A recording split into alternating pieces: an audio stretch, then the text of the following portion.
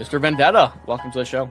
That's right. It's good to be back. Yes, welcome back. Welcome back. Jake, welcome back to the show. As always. Yes, welcome back. MCG in the room, we don't fake the climb. Every chalk got a scar, every lesson got steel. I'm not here to pose, I'm here to dig. Pull the truth from the noise, make the signal big. We take the call, then we take the risk. Cold hard facts with the pressure and the twist. No costume, no gloss, just the work in the frame. MCG in the feed, and the market know the name. Run it up.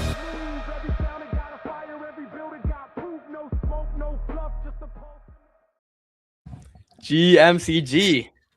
We're back. We're back, baby. Another day, another dollar. Unless you were long on leverage, in which case, another day, another hit for the portfolio, because we are a down market today. But hey, I'm proud to have a down day in the market after a week or two of up only, which is I say up only, but a week or two of up on majors has been very very nice. Very nice, I'll say, to say the least. How are you feeling, Josh? Happy Wednesday, is it? Happy Wednesday. I'm feeling good, man. I listened to Arthur Hayes do his whole bit this morning on and some of his hyperliquid takes. Really good clips from that centralized exchanges are screwed. Hyperliquid will take all that business.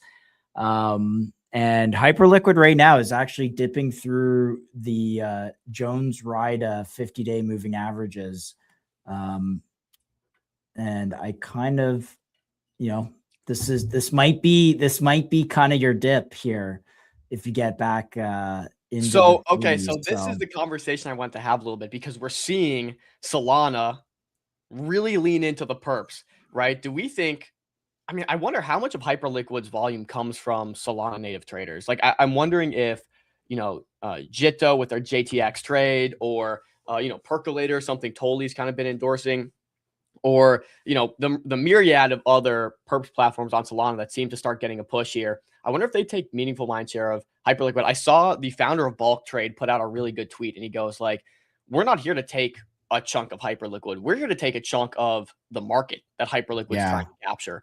And those are two very different things. Like, hey, 10% of Hyperliquid's cool, not the goal. We want 10% of the global financial market that is trading right now, right? Give or take the numbers, but that's the idea. So Josh, do you think, because I've held off on bidding this dip on Hyperliquid so far, do you think that some of the Solana-based perps platforms that are going to get a big push here from Solana will potentially, eat market share from Hyperliquid? Does this make Hyperliquid less desirable? No, absolutely not. I mean, the play here is not cannibalizing a tiny percent of the perps market, which is what Solana is trying to do, and rightfully so. The play here is, does market share come from centralized exchanges, and do more and more front ends keep adding the Hyperliquid routing and liquidity as a settlement layer? And if those two things are true, I think this is a dip that you'll look back when hype is, and I own this, so I'm going to talk my book a little bit, but when hype is 100, crossing $100, you'd be like, man, it was an obvious buy at 30, in the 30s, obvious buy. And, there's all these other catalysts that are going on that could make this better. But at the end of the day, people will trade the best economics for them. They will own the hype token because it gives them the most revenue. And and I'm not just talking about trading. I think there are large swaths of DeFi and these DeFi tokens that are shit. They give you no revenue share.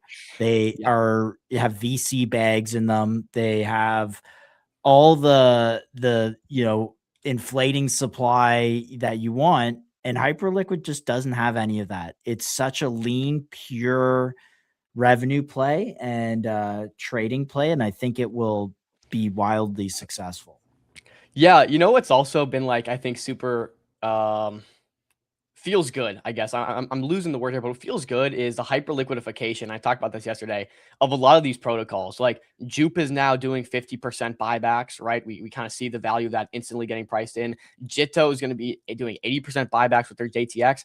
Without Hyperliquid doing their massive buybacks and like this as their token model, I don't think we get any of this.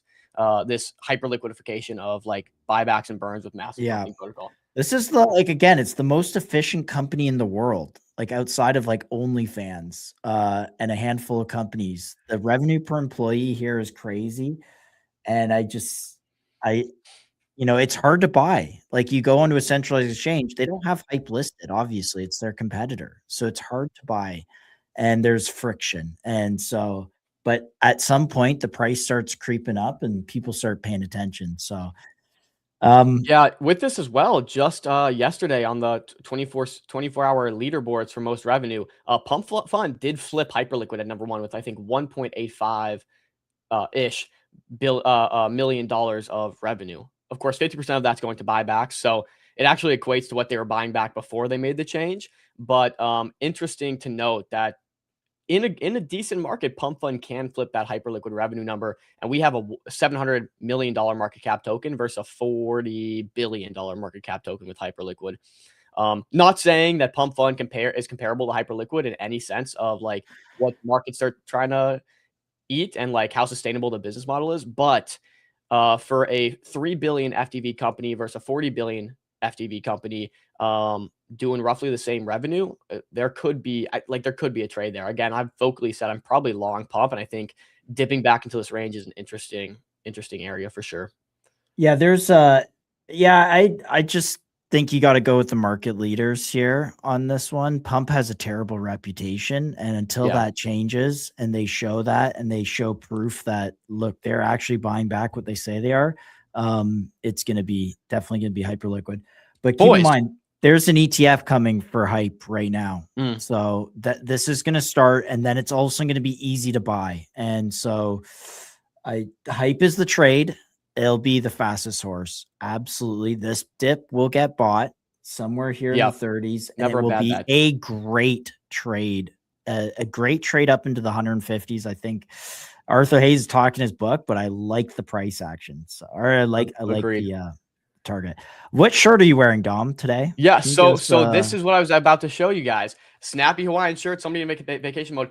Quite the opposite. We're in grind mode, but I need to showcase. I'm wearing all the shirts I got from Miami Accelerate. Yesterday was the Solana one. This time, shout out to the boys at Soulflare. We got the Soulflare gear. I had to haggle for this one because it's in high demand, but actually pretty nice. Here, I could even do this. I can even do you guys one better. How does this look, boys? Yo, easy. How's this look? Easy, bro. No, but Alex, let's get you the links. We're gonna get everyone the links. I just DM'd them. That's on me there, Alex. We got you though. Mario, I appreciate this. You know what? I kid you guys not. I've had like overwhelming great feedback on this PFP. And I'm not just saying that to like hype it up. I've had like 6 people DM me and say, yo, new PFP is clean. At least 6 people. And I do think, you know what?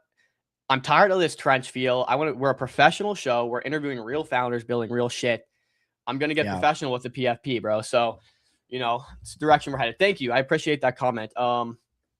Let me send out some links here. So guys, bear with me because Josh, while I do this, we got Alex.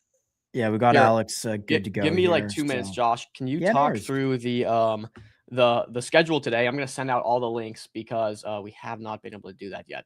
Yeah. And honestly, it's been a crazy week. We've added like 4 shows to the roster this week out of nowhere, which is crazy. And so today, CVT, this is a new launch on EZA. One to keep an eye on. Trace. This is a launch on Star.Fun, which is at a low market cap. I think it's like 50K, 45K. It was at least 45K yesterday. Easy Data.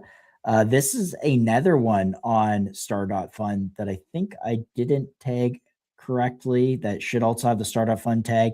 And then Zona Agent, which I believe is Metaplex. So we met the Metaplex team. They have a new token launchpad coming or already in market that we're going to kind of cover at some point in the very near future. But yeah, going to be definitely some new launches, everything really exciting, all the right metas. Oh, GM, EZA Kickstart in the chat. Awesome. Well, here we go. We have Alex popping up here. Alex, welcome to MCG. Good to have you on. Yeah, well, happy to be here. I appreciate you guys bringing me on. You guys mentioned CVT on stream yesterday and a little bit about covenants. I mean, obviously, I heard a little bit about, I got a little bit of a watch. Heard a little bit about the founder education part from EZA. So Hey, let's I'm go. here to give some insight. Maybe that's not there, and just have a conversation. Be an open book. I got to start here this one, Dom, because I saw your U Waterloo. Is that correct? Yep. All right, awesome.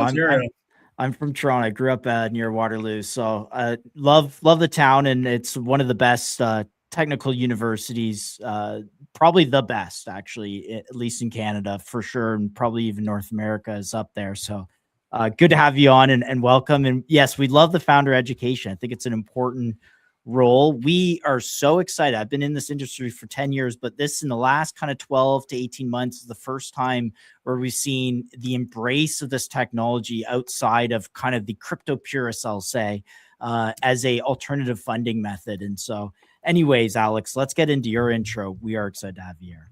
Yeah. So sent something in the studio chat, but this is a little bit about the founder education side of things. So basically, University of Waterloo is an entrepreneurial ecosystem. Like Waterloo's done so much there. Besides, being an engineer, a software engineer, I've actually, am at the university now doing a part-time MBA that's more entrepreneurship and technology focused, and that's the MBET here at the Conrad School at Waterloo. So again, people at EZA need to use this. Any founder should be doing something like this. And the reason why is because you need a foundation, you need a support system, you need to research problems. You can't just come up with a startup idea and build a token. And I think that kind of goes to the point made yesterday about founder education. So a little bit about me. From Waterloo, I was born in Ottawa, came to Waterloo when I was like 4, went to Western here in London, Ontario for software engineering, came back, started doing this MBET thing. I'm like second year through in the part-time program. And I think for me, it was like, I got into like hackathons and crypto and everything like a year ago. Like I went to my first hackathon, it was EZA. They had a travel scholarship, allowed me to go to Toronto, basically go do this hackathon. And I won one of the tracks at the hackathon, very small win. And from there, it went, then there was like a drive. I wanted to pivot. I really wanted to like see, okay, where can this go? Like, I know there's something here for me. And if I commit myself and I'm like, I build the right foundation, I'll get there. So basically I do some hackathons. I actually get invited. I was one of the top 20 builders in the country, in North America, to be invited to Ripple for their builder residency program with Uberi, which is Ripple Impact. Shout out to the folks at Ripple. I'm wearing a Ripple shirt today, so let's go. They're awesome guys. First Ripple shirt on the stream, might I think say. So. Yeah, well, happy to be the first, but really amazing people. Ripple, besides being on the XRPL stuff and XRP, they support. They're multi-chain. They really do support everyone. And so they brought me down and 20 other builders. We did a demo day, and I was still on that same idea. And to be honest, I was in a space where the customers like were a little slow. So I was still making revenue. I was revenue positive with that, but I wanted something new. So I ended up pivoting towards basically a hackathon happening in Waterloo. So Canada has the largest hackathon that happens in Waterloo at the university called Hack the North. So you guys can search it up. Every big founder, everyone goes through Hack the North. If you win at Hack the North, like you have an idea worth pursuing. So Y Combinator ended up sponsoring Hack the North last year in the fall.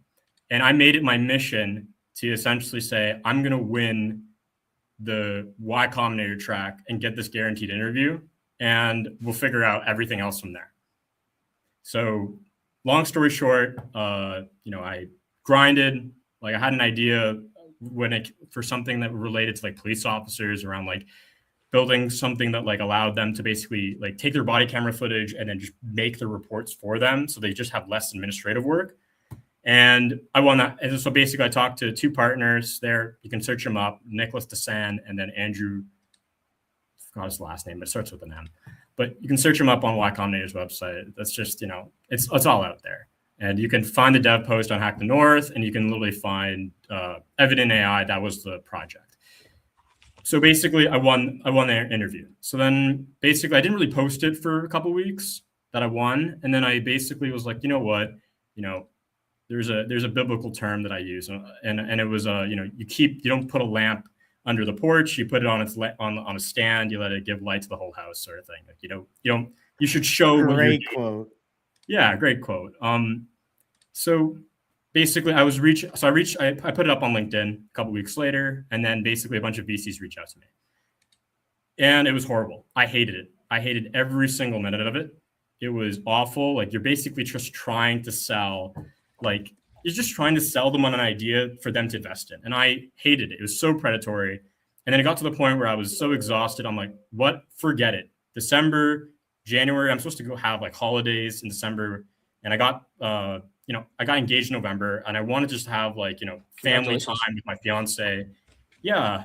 And I hated it. And it was out of the hate of VCs. I was like, you know what?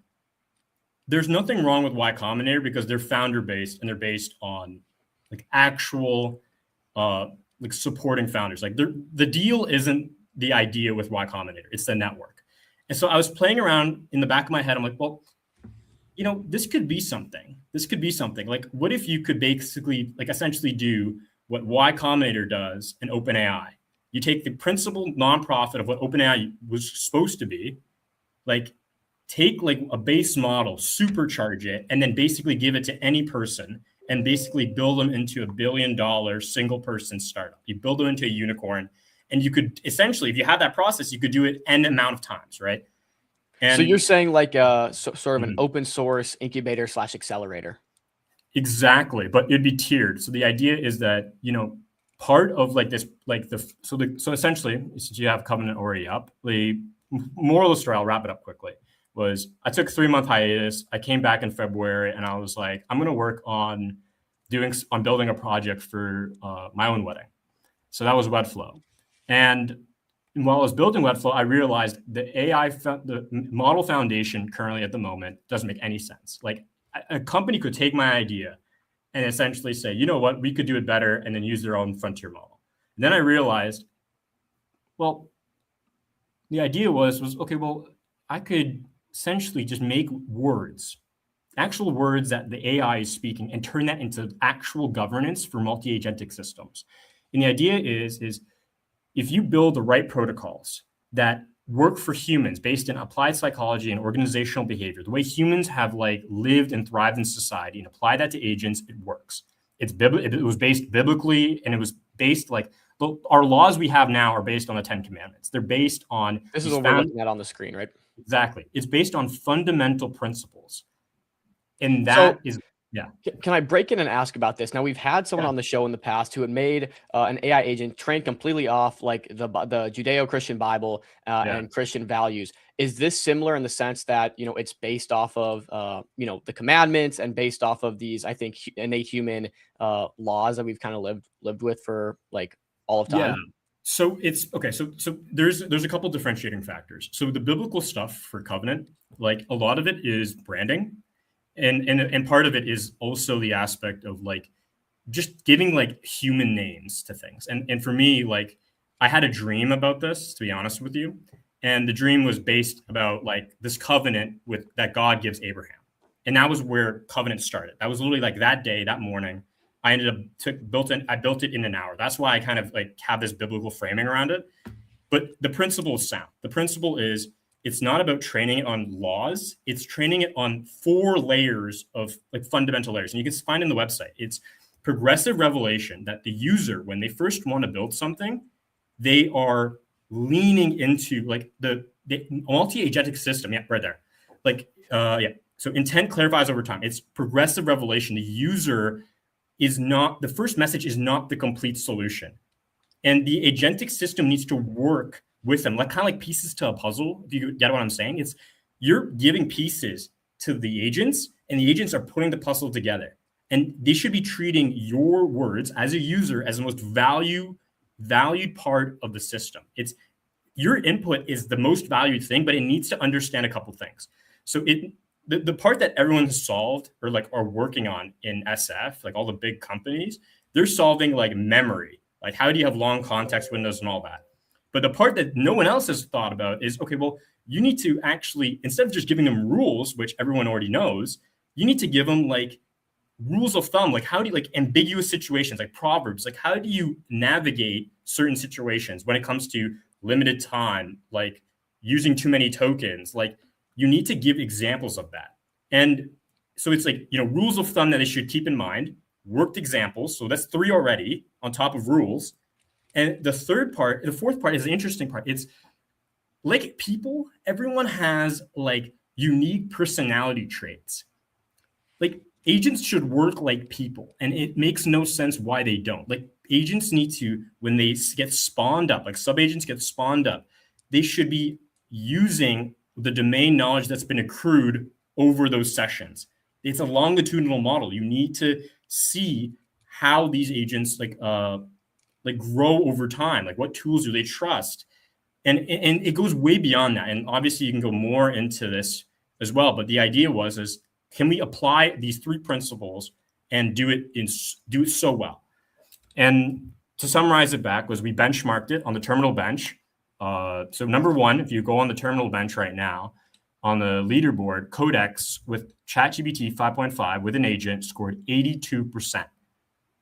With in under 250 lines of code with this framework, I was able to get 67.4%, and that's the mean. It's not like the pass at 5, which is what is actually put on the leaderboard. The pass at 5 for Covenant in under 250 lines was 80%, ranking it 3rd in the world, which is shocking. So I think this is the crux of the conversation, right? Because I think you give us all this information, and even in the chat here, someone says it's getting real spiritual. And I think what it comes down to is we can see a lot of people are building memory and agents based off the human brain, and I think that's kind of the same thing you can apply to yours, because there is a lot of ambiguity and nuance in life, and agents can't think in a rigid schedule. So you have to give them some sort of mannerisms to follow, and like we say, laws, and maybe I'm using the wrong word for that. And I think the outcome of this is benchmarks performing better. That seems to be the idea of what you built. And then the goal here is to have a model, open source model, that people can use to improve the benchmarks on, for example, Codex or the other models they're using, correct? Yeah, exactly. You got it. And okay, so then with this being understood, and I get a good idea. We have a lot of different projects like this that kind of improve benchmarks in different aspects. I guess the question becomes, what benchmarks are you trying to improve, and where are the economics of this? Is this a nonprofit? Is this going to be something that you want to turn into a big business? Just trying to wrap my head around this part. Yeah. So the goal is obviously we're not going to improve benchmarks. Benchmarking is going to be like a side result. The idea is an actual business model, and the business model makes sense. So Covenant is the idea of it is I'm actually talking with lawyers today about this, but it's either going to be a nonprofit entity that actually holds the intellectual property of this like governance framework, or a socially responsible enterprise with a constitution that I own with an advisory board of my choosing. So it would be completely controlled by me. The part of it that is the actual model, the reason why CVT exists is to use this framework and to license it to any business under a revenue sharing agreement from either, I'm still working the number, that's why there's not a definite number on the site, but from 4 to 10% of gross revenue, because the idea is like you could take any model, even an open source one, and we're actually working on that right now, where you could take an open source model like Gemma and then use this governance framework on top of it, and then you've basically saved a 50th of your token cost. And if you run it locally, good luck to any of these model companies that are trying to compete. And so that's where what we're doing essentially is we basically like Covenant, think of Covenant like OpenAI, like what it was supposed to be. And then we're taking the venture studio model of Y Combinator and saying, you know what, instead of equity, we're just going to take revenue share, improve the R&D in the actual framework, and then take the rest of the money and then that's where like part of it is like, okay, can we redistribute that to CVT token holders? Do we provide like equity opportunities into new upcoming ventures for holders? Can they vote on the application process for new ventures into the Covenant network? Like that's the idea. Like there's a lot of streams and options, but the idea is to kind of keep this from the spiritual part and say, okay, this is just a way of doing better business. And this is a way of basically saying, you know what, everyone's trying to do this, but this is an actual model that you could create. You could take these ventures, you give them the right foundation, and you could be a feeder into Y Combinator. That's the goal. It's like the G League team, like the G League system, like a farm system for Y Combinator. That Y Combinator is now getting like all these unicorns are getting funding all through Y Combinator. And everyone, and the idea is like anyone, it's a franchise model. You can just essentially build your business the way you want, choose whoever you want as VCs. And for token holders, you're getting access to this network of all these companies. And that's what I'm doing with Wedflow. That's why Wedflow is that first venture under Covenant. And that's where that's where I'm using the CVT token as a bit of a speculative asset vehicle where it's like, okay, well, I have a Y Combinator interview. It's already set. Like I'm just figuring out when the date is. But I'm targeting this fall. Like use it as a vehicle. If you bet on me or if you bet on Covenant, like this is just like a way of harnessing that. And the idea is that like, with the foundation, it's like, we take part of it where it's like, we're giving away the open source models for free, let people experiment. But if you're actually serious about building a business, we'll give you an enhanced version with all of these features. And I'm talking like the open source part I could put up on the website right now. It's like 250 lines of code. Obviously, I just want to trim it down a little bit. I want to make it even nicer. But that's the idea. Does that make sense? Can I clarify anything? Makes complete sense, Alex. I have a few questions. Yeah, you ready to go to Darth Enfield here, Josh? Yeah, I was going to say, because I think this question summarizes it pretty well. It's like a harness, maybe a harness you put on a horse, I guess, something like that. But on any open source model to make them both more economical and efficient and to the benchmarking, 9.4 points above the vanilla Claude. Is that correct? That's correct. And that's the thing. The result I got for the 80% pass, like the 64.4 is a mean. What they actually use is the pass at 5 for the leaderboard. So this is using like Opus. If you use Codex or ChatGPT 5.5, if you use ChatGPT 5.5 and this, I have no idea what result you're going to get. And I honestly think you'll be better because it's a better performing model and it's newer. Right. So the model performance is great, but really where the secret sauce is here is that you have a better version of this, that if you sign revenue share agreements or venture agreements with people who are actually building businesses, that they can use a better version and that, you may become like the next kind of venture studio or something like that. Is that fair to say? Yeah, that's exactly it. All right. I think I understand. Go ahead, Dom. What comes from this then is over time, assuming different AI startups pick this up and decide to use it, you will take a percentage of the savings that they make on token saves, or is this a percentage of revenue or strictly token savings? So, well, can you repeat the question? Sorry, I didn't hear you properly. Yeah. Maybe I didn't misunderstood. No. So I'm trying to put this into a basket because essentially it sounds like you'll have this framework here that gets implemented into a bunch of different AI startups that are using it. And then essentially the holders will be seeing the upside of these startups if they go and do well and turn into unicorns. How is that working? Is that coming from token savings? You're keeping, 3, 5, 10% of that, or is that coming from revenues of the company flowing back to you and the holders? Yeah, I mean, that's still up in the air. And that's where I'm giving that up to token holders to let them decide on that. And part of it, like at the moment, all the fees that have been generated from the token, like I have in my account, and I'm willing to either put that back in the token or like I'm willing to say, okay, you know what, maybe the fees just off of like the token and maybe part of the revenue, like I could just give as a dividend basically back to token holders in a way. I don't honestly, to be honest with you, like this is not like my forte. The reason why I launched a token was to say, okay, you know what, I want this to be I want a speculative asset vehicle. And I think this is the way to do it. And if I just be transparent and I'm honest about it and show what I'm building, I think people will believe in that. And that's why I think my market cap is what it is. But I'm open to ideas. I don't think I'm stuck on one thing. Like even equity in ventures is potentially like, maybe part of the revenue share goes right back to token holders. That's a big possibility. And that's where talking to lawyers today and setting up a proper structure that's regulatory makes sense, so that it's actually enforceable and it makes sense for token holders, so that they, I'm doing good by them. It's funny. Soli says CVT will flip ICM season 1 projects. I mean, that's a tall order. You're betting against Mercy here, but so Mercy is a friend of the show. But so I want to what can you give us an example of maybe projects that are using this model, or I guess venture, like, is that funnel built out? Because if you have a wicked funnel, I think this reprices really quickly kind of situation. I mean, okay, so I'm gonna give you guys some extra alpha here. All right. All right. You're already talking like a DGen. Let's go. All right. I'm starting to learn this stuff. But yeah. Right. Founder education check. Webflow is the first venture that's already up on the website. The one venture that is not listed and will be is Aquaflow, which is actually it's amazing. So the idea was that my dad himself, he has worked in wastewater and public municipalities here in Ontario.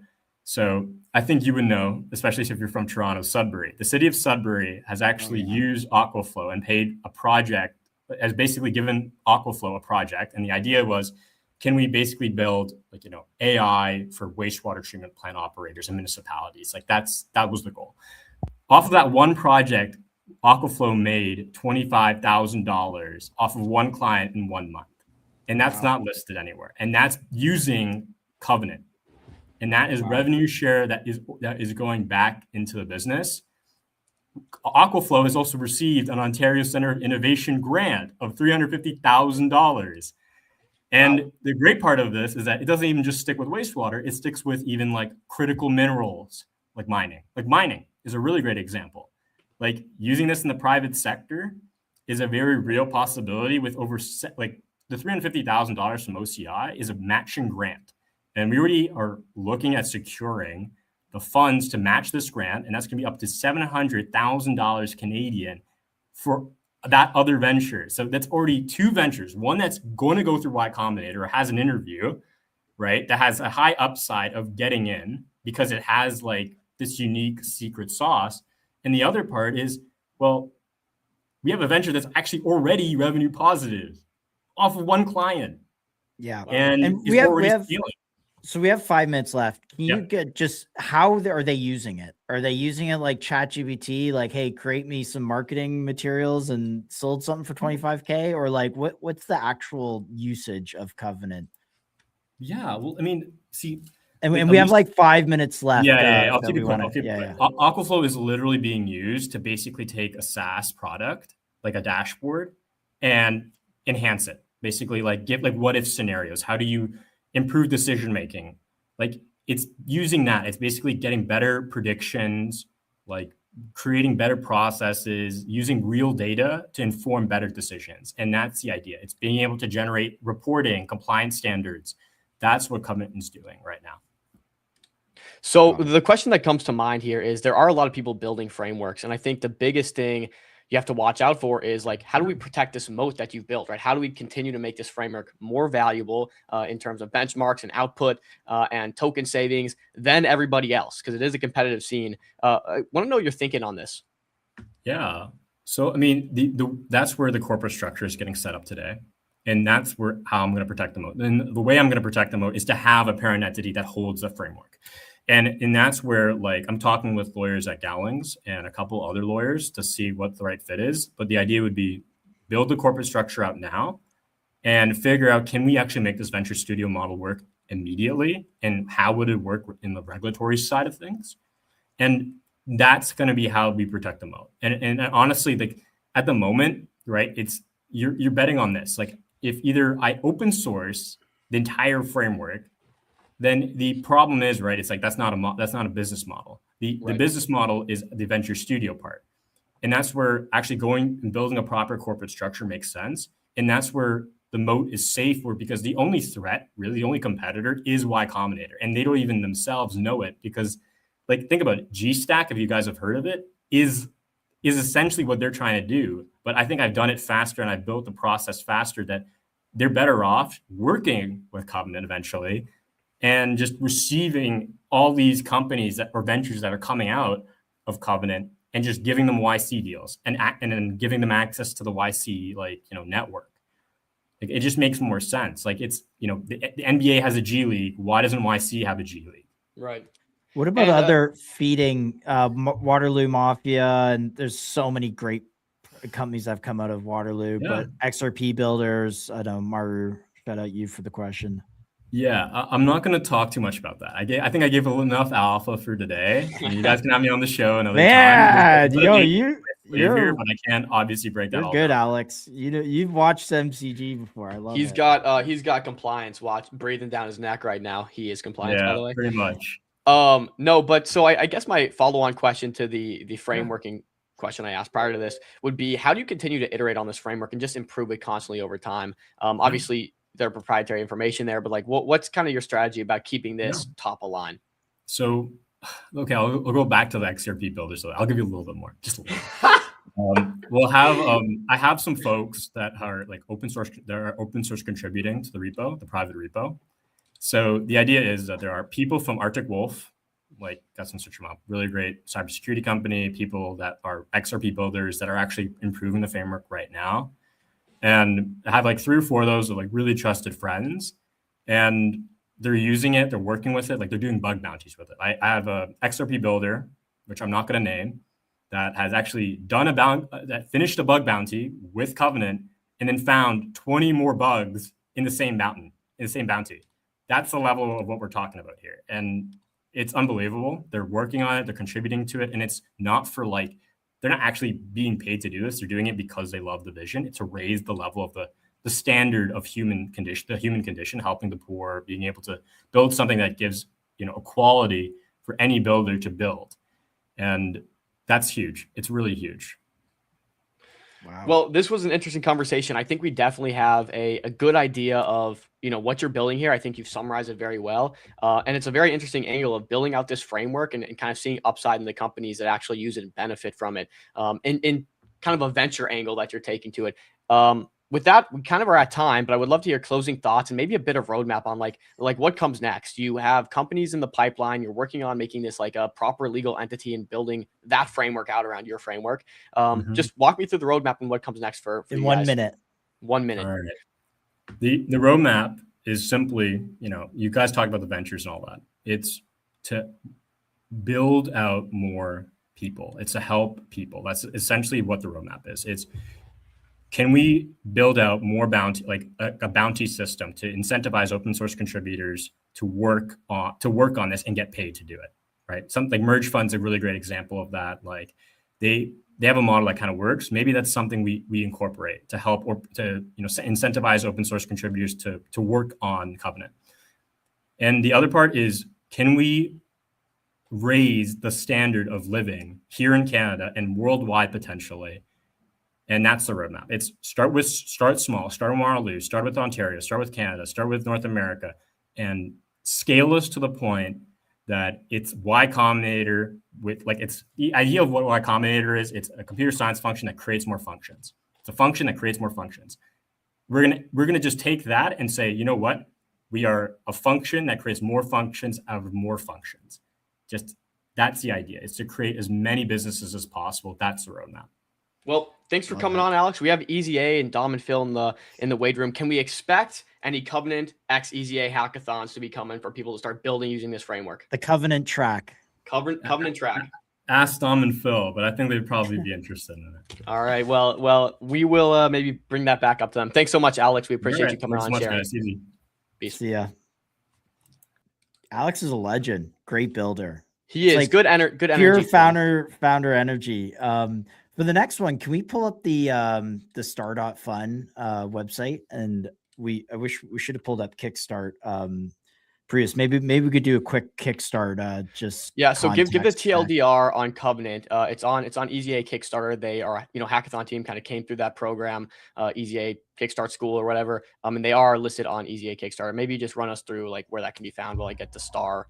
Pull up. I'll pull that right now, guys, and we're gonna switch in a minute here. And Easy A Kickstart is doing great stuff, by the way. A lot of good projects on here, but I'm just gonna.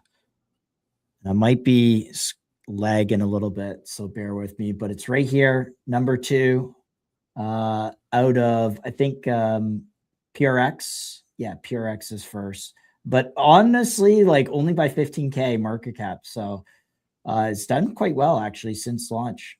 Up and to the right. Definitely feel like this is Ethereum charts versus typical Solana chart action. So good Chart stuff. does look good. Have heard there are a lot of snipers on the EZA platform, so got to see where supply is kind of laying there. But with that said, with that said, let's get into our next segment here with Trace. I have the Start Off Fun site pulled up. Of course, they're doing these micro raises. So context here, Start Off Fun has started to do these micro raises. We know ICO has been difficult, so they've kind of leaned in this direction. This is the site. They should be on here somewhere. Newest here. Let me go to newest real quick. Sorry. And this is lagging me, so I'm going to get it off. Okay. Yeah. We got Trace right here. So they raised 15K.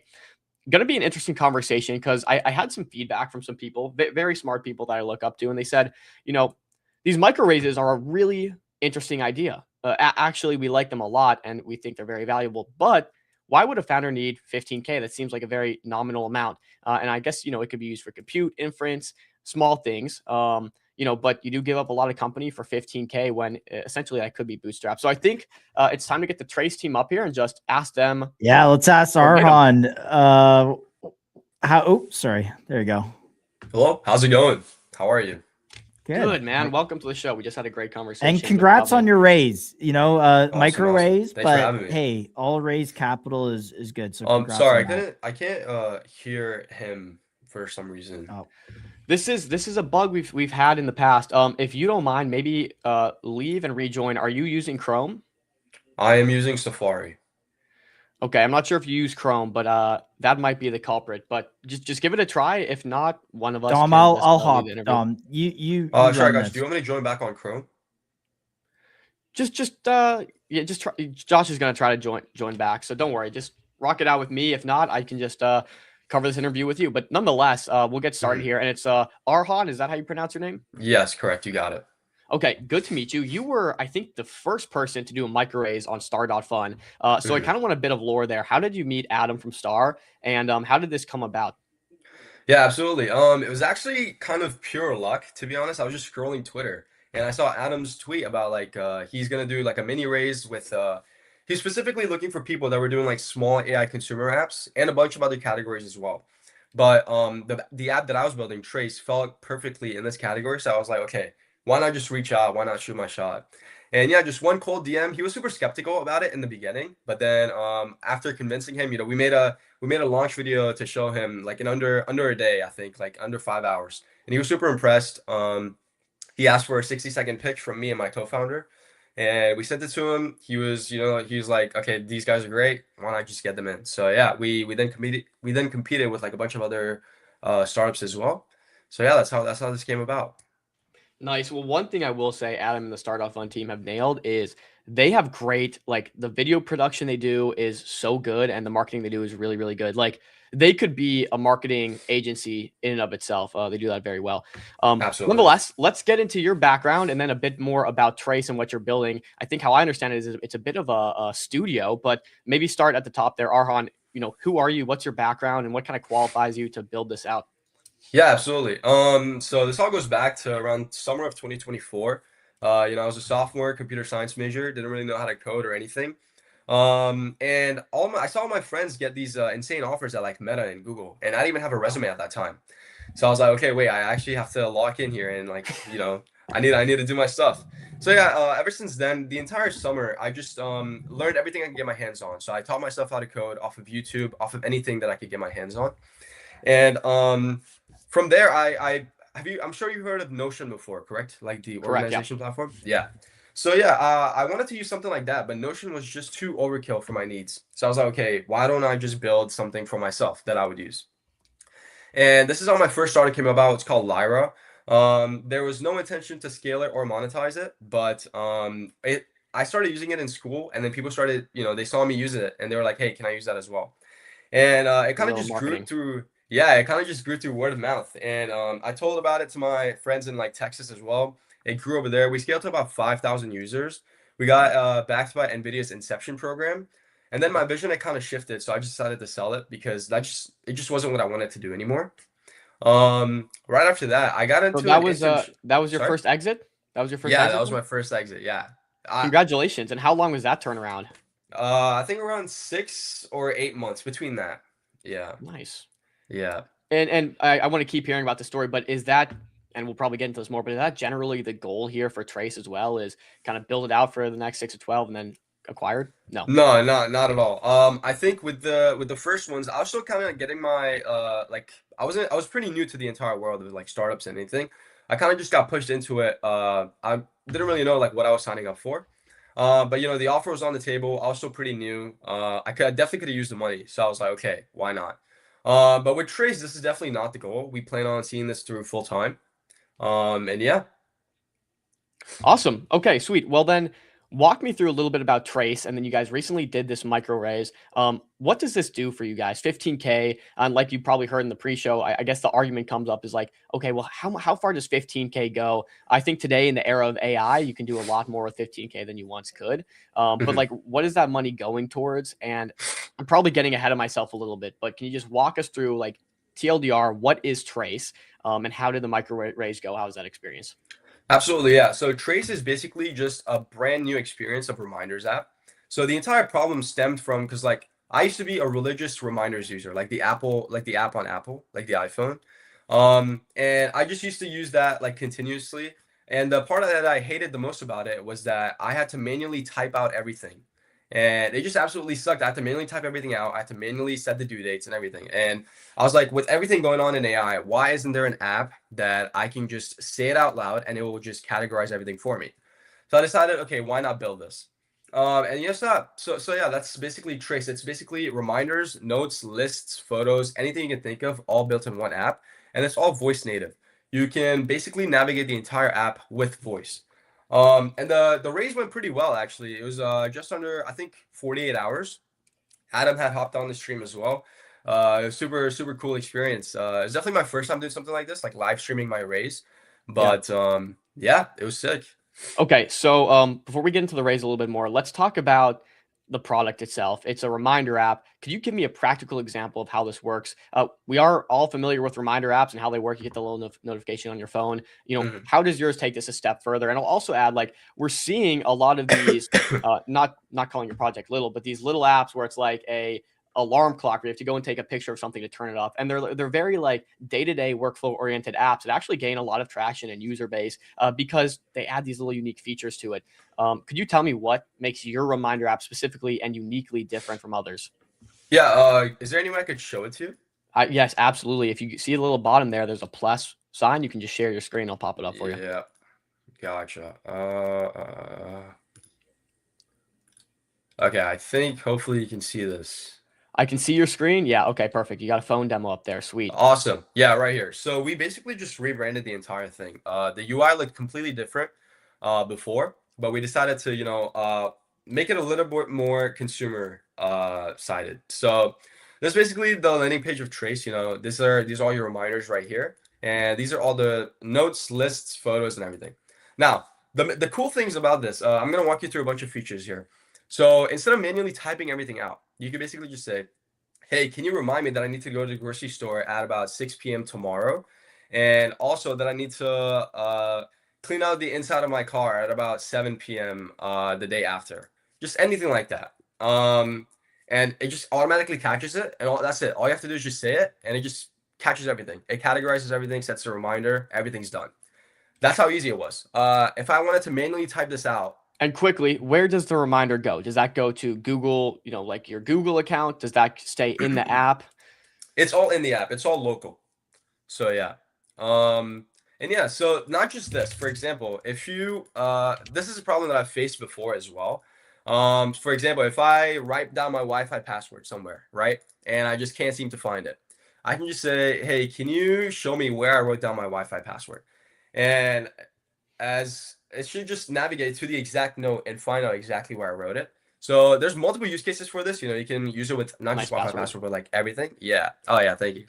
And yeah, even with notes, you know, there's so much you can do. There's you know, you can use transcription here. I mean, yeah, we're just bringing transcription, like voice native to everything, because I feel like that's where the future is heading anyway. So it seems like, correct me if I'm wrong, it's more than just a notes app and also kind of like an assistant, if you want, like a life assistant. Sure, yeah. I think that's what the plan for the future is as well.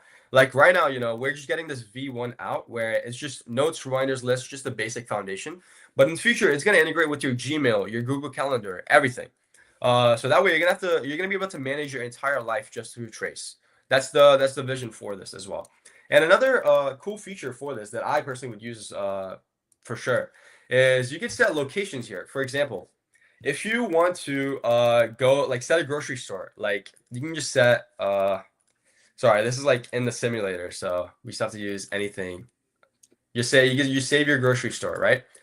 In the future, you can just say, hey, can you remind me to buy, XYZ whenever I go to Kroger? That's all you have to say. So it tracks your location, and whenever you're near a Kroger or anything, it surfaces that reminder back to you.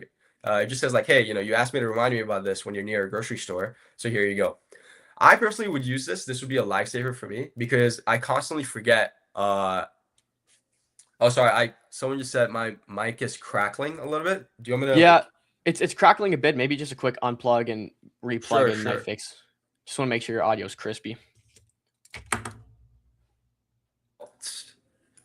Let's see.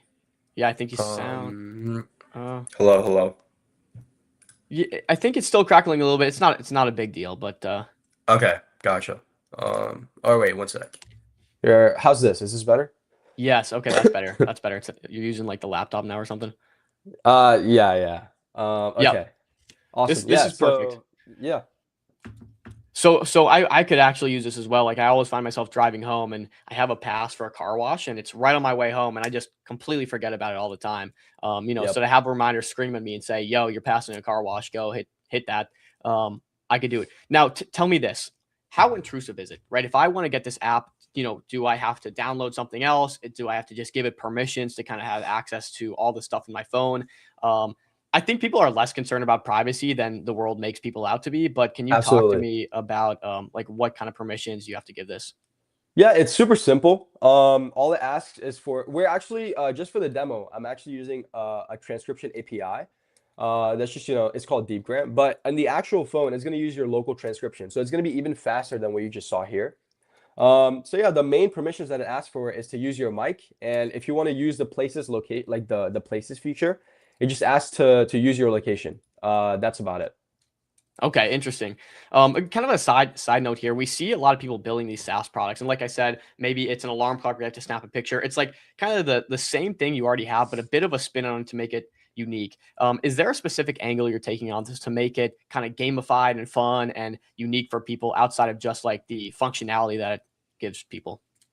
I think the main goal with this is just people like things that look good, right? For consumer apps, you could enter a market that's completely saturated, but if your app genuinely looks good and your execution is better than the rest, you're going to succeed. I truly believe that. So that's basically the goal with this. It's just I don't think there's anything gamified about it. It's more so just ease of use. You just say it's very minimalistic, as you can see. You just tap a button, you say what you want, and it gets it done. That's it. It's just very direct, like straight to the point.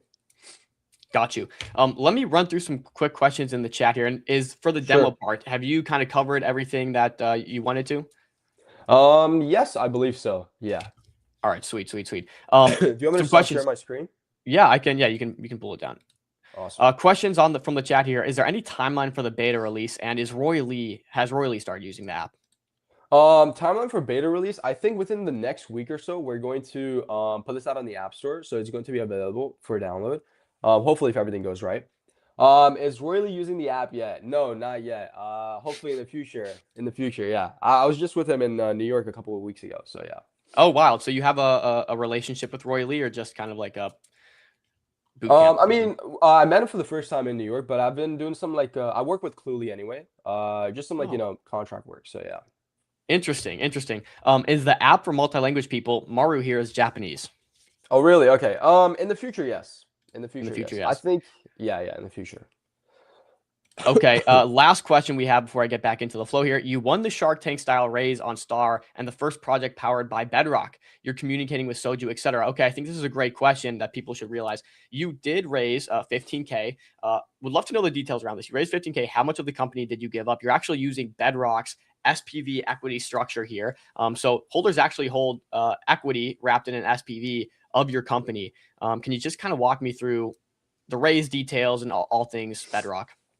Yeah, absolutely. I'm not too like I think my co-founder has handled most of this. I'm mostly just focused on building, but I'm pretty sure it's like you can just go on the Startup Fund website, and if you just go to the Trace project, you can see all the details over there as well. I think it's around 25%. And I think I forgot to answer your question before, where most of the funds are going to be used. Yeah, I think I see it right here. there. Yeah, absolutely. We're heavy on UGC. I think that's the way to succeed for consumer apps. So yeah, all of the funds, or at least most of the funds, will be going towards the UGC program. Interesting. I know Adam is good friends with Mercy from ICM Run. They're doing a lot of, I think, focus on the UGC side and how to go viral for consumer SaaS apps like this. You should consider talking to him. If not, happy to kind of put you in contact there. Absolutely, I would love that. Okay, so you got 15K. Have you ran UGC campaigns in the past? I remember you said you had a project acquired, so maybe something you're familiar with. No, the project that I got acquired was kind of before UGC was like mainstream, I guess. My co-founder, he's doing most of the UGC work and everything. He's had some experience with that in the past. And I think he's gonna do a great job at handling that as well. Okay, so 25% of the company for 15K. I mean, that's a significant chunk of the company you're giving up. And by the way, I love to see it. I think that like aligning with early holders and stuff is valuable and worth a significant chunk of the company. What are your plans to scale revenue, and how does this, I guess, flow back to the token holders? Now, maybe you guys don't do dividends because they actually have equity in the company, but how do you see this? If you guys are not planning to be acquired or exited, are you, I mean, maybe way in the future, planning future liquidity rounds, raises? How can, I guess, these holders that hold 25% end up seeing the upside from this is the question I'm coming to. Well, I guess the acquisition part that I said, I wouldn't say like I'm completely closed off to it. Obviously, since I've been acquired twice in the past, I'm not completely against it. It just depends on what the opportunity comes up. So I think, that's another benefit for the token holders, and again, like I think most of this about the token, I think I'm not too well versed into it. I've just been focused on like just building the actual product. My co-founder has been the one that's been dealing with all of this. So sorry I couldn't give you like a more structured answer, but yeah. Okay, is there any way we can like follow a Twitter or anywhere we can kind of look more into this? Is this on the Star platform? Absolutely. We have a Twitter. It's called @RemindMeTrace. You can just go over there. We're gonna start posting up more updates. We were just in San Francisco a couple of days ago, so we just got back. We're kind of settling back in. So yeah, expect a lot more updates from us in the future. Got you. As for this product, is a 25% of this product a product specific sale? Like we have 25%. I say we, but the holders have 25% in Trace, or is this a product studio that you guys have, and this is one product that you've spun out of it? I think the 25% is going to be just for Trace. We do plan on doing the actual like a product studio. It's going to be called Mach 10, but that's going to be in the future. I think Trace is our main focus as of right now. Hopefully in the future, if Adam agrees with it, we can maybe do another raise on Star for Mach 10. Who knows? We'll see. Would you ever consider, is Mach 10 the name of the studio or the another product? The studio, yes. That would be a really interesting angle. Okay, well, we're coming up on time here, but I do want to ask, what's the roadmap feel like? People were asking when the beta is coming out, what you guys are working on. I'm sure it's like heads down, just building this out to be a great product, and you're going to do big marketing push. But maybe in your words, walk us through the roadmap and kind of what comes next for you guys. Yeah, absolutely. I think, within a week or so, we're going to release this on the App Store. And then right after that, it's going to be just milking feedback from all of our users and just heavy UGC. I think that's going to be the way to go for at least until we, start integrating more features. But for around a month or so, we're just going to be continuing this cycle. Because I think for UGC as well, the playbook is already out there. We just need to follow it. And yeah, I think feedback is the most important thing. So as much feedback as we can get, that's going to be the way to go for the future. Do you guys have a testing group that's accessing this, or could maybe holders get access to early testing? Yeah, if you want to send me a DM on the Twitter, I can start handing out test flight invites now. But we've been testing with a select group of people that we know in real life, just so we can get as much feedback as possible. Because in the past, we've tried beta testing rounds with people online, and it kind of we haven't had the best experience because they don't give the greatest feedback. So we kind of prefer to do it in person for just the beginning. But then once the foundation is kind of solid, we're going to start handing out test flight invites. So yeah. Got you. Yeah, I think we kind of covered everything top to bottom. So I'll let you kind of give us anything that we missed. But I think my follow-on question for anyone listening is, how big could this get? Like, what's the goal here? What's the market you're trying to tap into? Do you have any like ideas of the total addressable market, and like how we can maybe align with you on where this thing could go?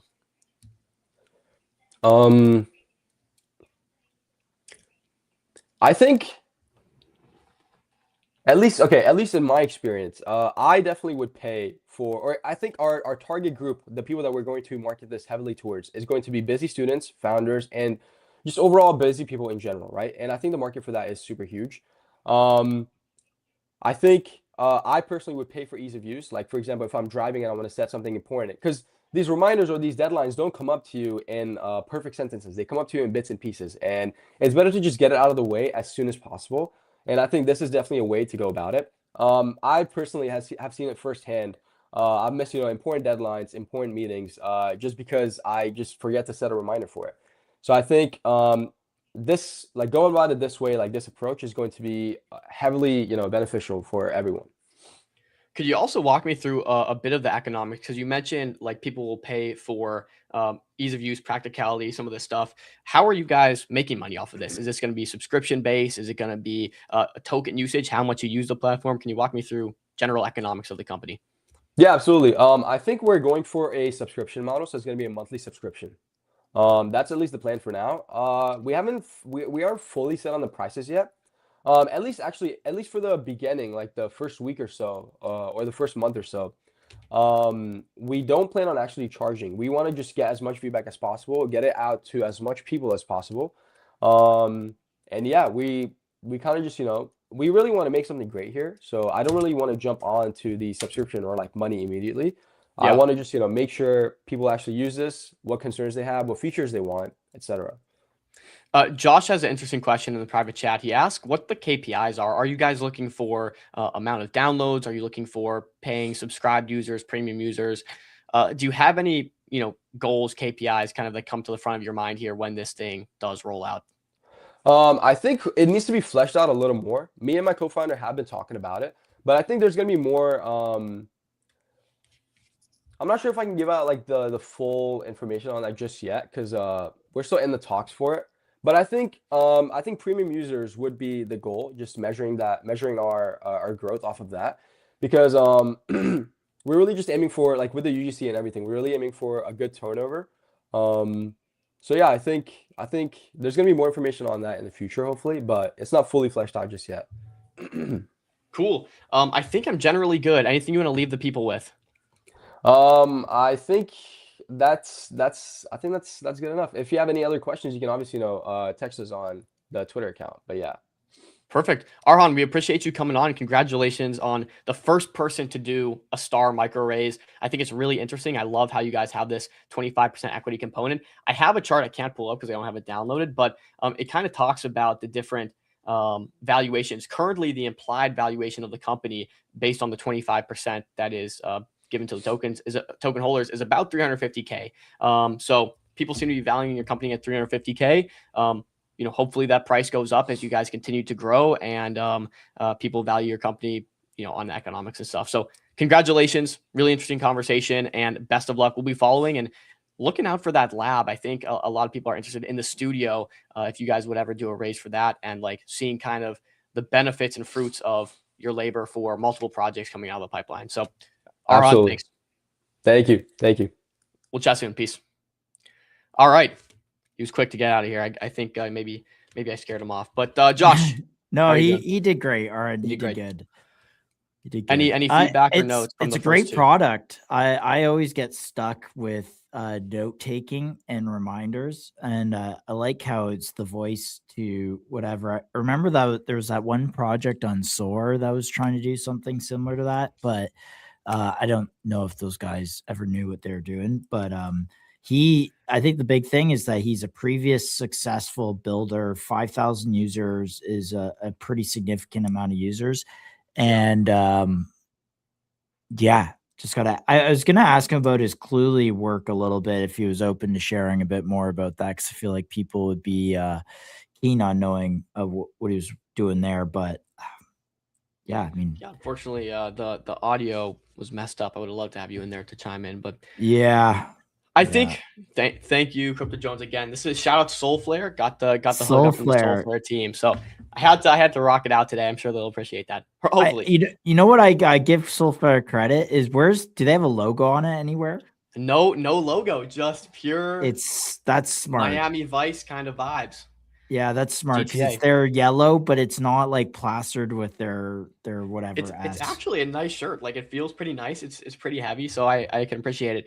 Nonetheless, let me kind of go into what I think the project's getting right. I do think Trace is doing it right by like putting 90% of the funds towards UGC. I think customer acquisition is a big thing. I think it's hard to sell people on it because it seems like, maybe I don't need this. But once you do have a customer, if it works well, like they expect it to, it actually has these dynamic reminders and it makes things really easy. They could have a very sticky user base that does pay for convenience. So I think that's the thing. If the UGC campaigns go well and they can get a lot of signs, I do believe it could be a sticky product. Big thing for me is you have equity in the company based on this Bedrock SPV wrapper. So the question is metrics. Are user metrics growing? We're going to have to see how the product does upon release. Of course, it's very early now. You could bet on the team and success, and that's where you're at. Or you could wait and kind of take a pragmatic approach to see how numbers are coming in and growing. But yep. My takeaway. Yeah, no, I like it. Chart also looks like it bottomed out. I mean, it got like a little bit of a pump and then it's kind of come down and you want to pop her up there for context? Man, I would, but man, it lags the star platform kind of lags my computer to oblivion, but maybe I'll pop it open and you talk to it. Here, I'll switch it from the video feed. Maru was wondering, Josh, you going to change your PFP too? Are you looking to put handsome Josh on the PFP? Oh yeah, with the not as good looking as Dom is, but I will say I do like the move because what we're trying to do here is also build the personal brands up a little bit and also, let me go back to Covenant, kind of give takeaways here. We have like 1 or 2 minutes before our next. Josh, I showed you AOT at $1 a few months back, and you didn't like it. Ooh, Spill, I haven't seen you in here. AOT? Yeah, Spill, how you doing, man? What's AOT trading at today? Maybe I'll regret. Yeah, we'll like it a little more now that the price is potentially up. I would imagine. It's so hard, guys. We look at like thousands of tokens. It's like, man, to get them right, you try and make your best bets, but tough. Hey, AOT, this I'm assuming it's a Solana one at 700K because it's definitely not the BNB one, right? And I also maybe send us a CA because I'm not seeing it. But what's up, Spill? You're good. You're good. Josh, I'm gonna run to the bathroom real quick, guys. Gotta hit a leak. But on base. All right. With that said, yeah, Josh, you pull that up. Also, let's talk Covenant real quick because we never did a little post analysis of Covenant. And guys, I want to hear the chat's thought about all these too, like pros, cons, what you think, what you don't think. We're just here to be objective and honest. I think Covenant has an interesting model in terms of if they can get quality projects to implement it, you're kind of betting almost like an index on AI startups and the success of these. If they can get fees from token savings, I think is kind of what they said, or they're still feeling out the model. So I kind of like the A16Z accelerator incubator situation, right? If they can really improve a business, they should see some of that. It's really interesting as they can build out this pipeline. I think frameworks are tough because we've seen a lot of people come on and build frameworks, and maybe one day your framework's great, but the next week someone's got a better framework that's outperforming on benchmarks, outperforming in different areas. So you really got to keep on top of it and have a kind of AI research lab constantly iterating. So the scary part is frameworks get dated fast in AI. The good part is you can see the upside from a lot of startups if you can really execute on this pipeline. So that's my base take on it. BRB, guys. All right. And my take on Covalent is I like the marketing around it. I know it sounded a little spiritual, but people like that kind of substance these days. And so I'm a fan of that. But yeah, I agree with Dom is I'm trying to see the use, going beyond the framework, right? How do you actually build successful things with that? And then where's the value capture there for Covalent? One thing I will say is the founder seems like he knows what he's doing. And even, just his belief and his drive to build something, I think can get him in the right, I mean, he's won like one of the top hackathons. He's won a couple of like large hackathons. So clearly he can put ideas in front of people and execute on them. And that's kind of 99% of the thing. 99% of the secret sauce. All right. So notes on base. I did actually just find it. I think it's this here. Agent Zero Token. Yeah, I mean, a lot of these kind of agent-based tokens have actually done quite well. We were in, what was it? I was in Hermes OS from like 500K. That went to like 2 mil, and I gave that to you guys on the show. But what else? There's a few other ones. I also seen Bean popping up. Top Fumbler has been talking about Bean recently.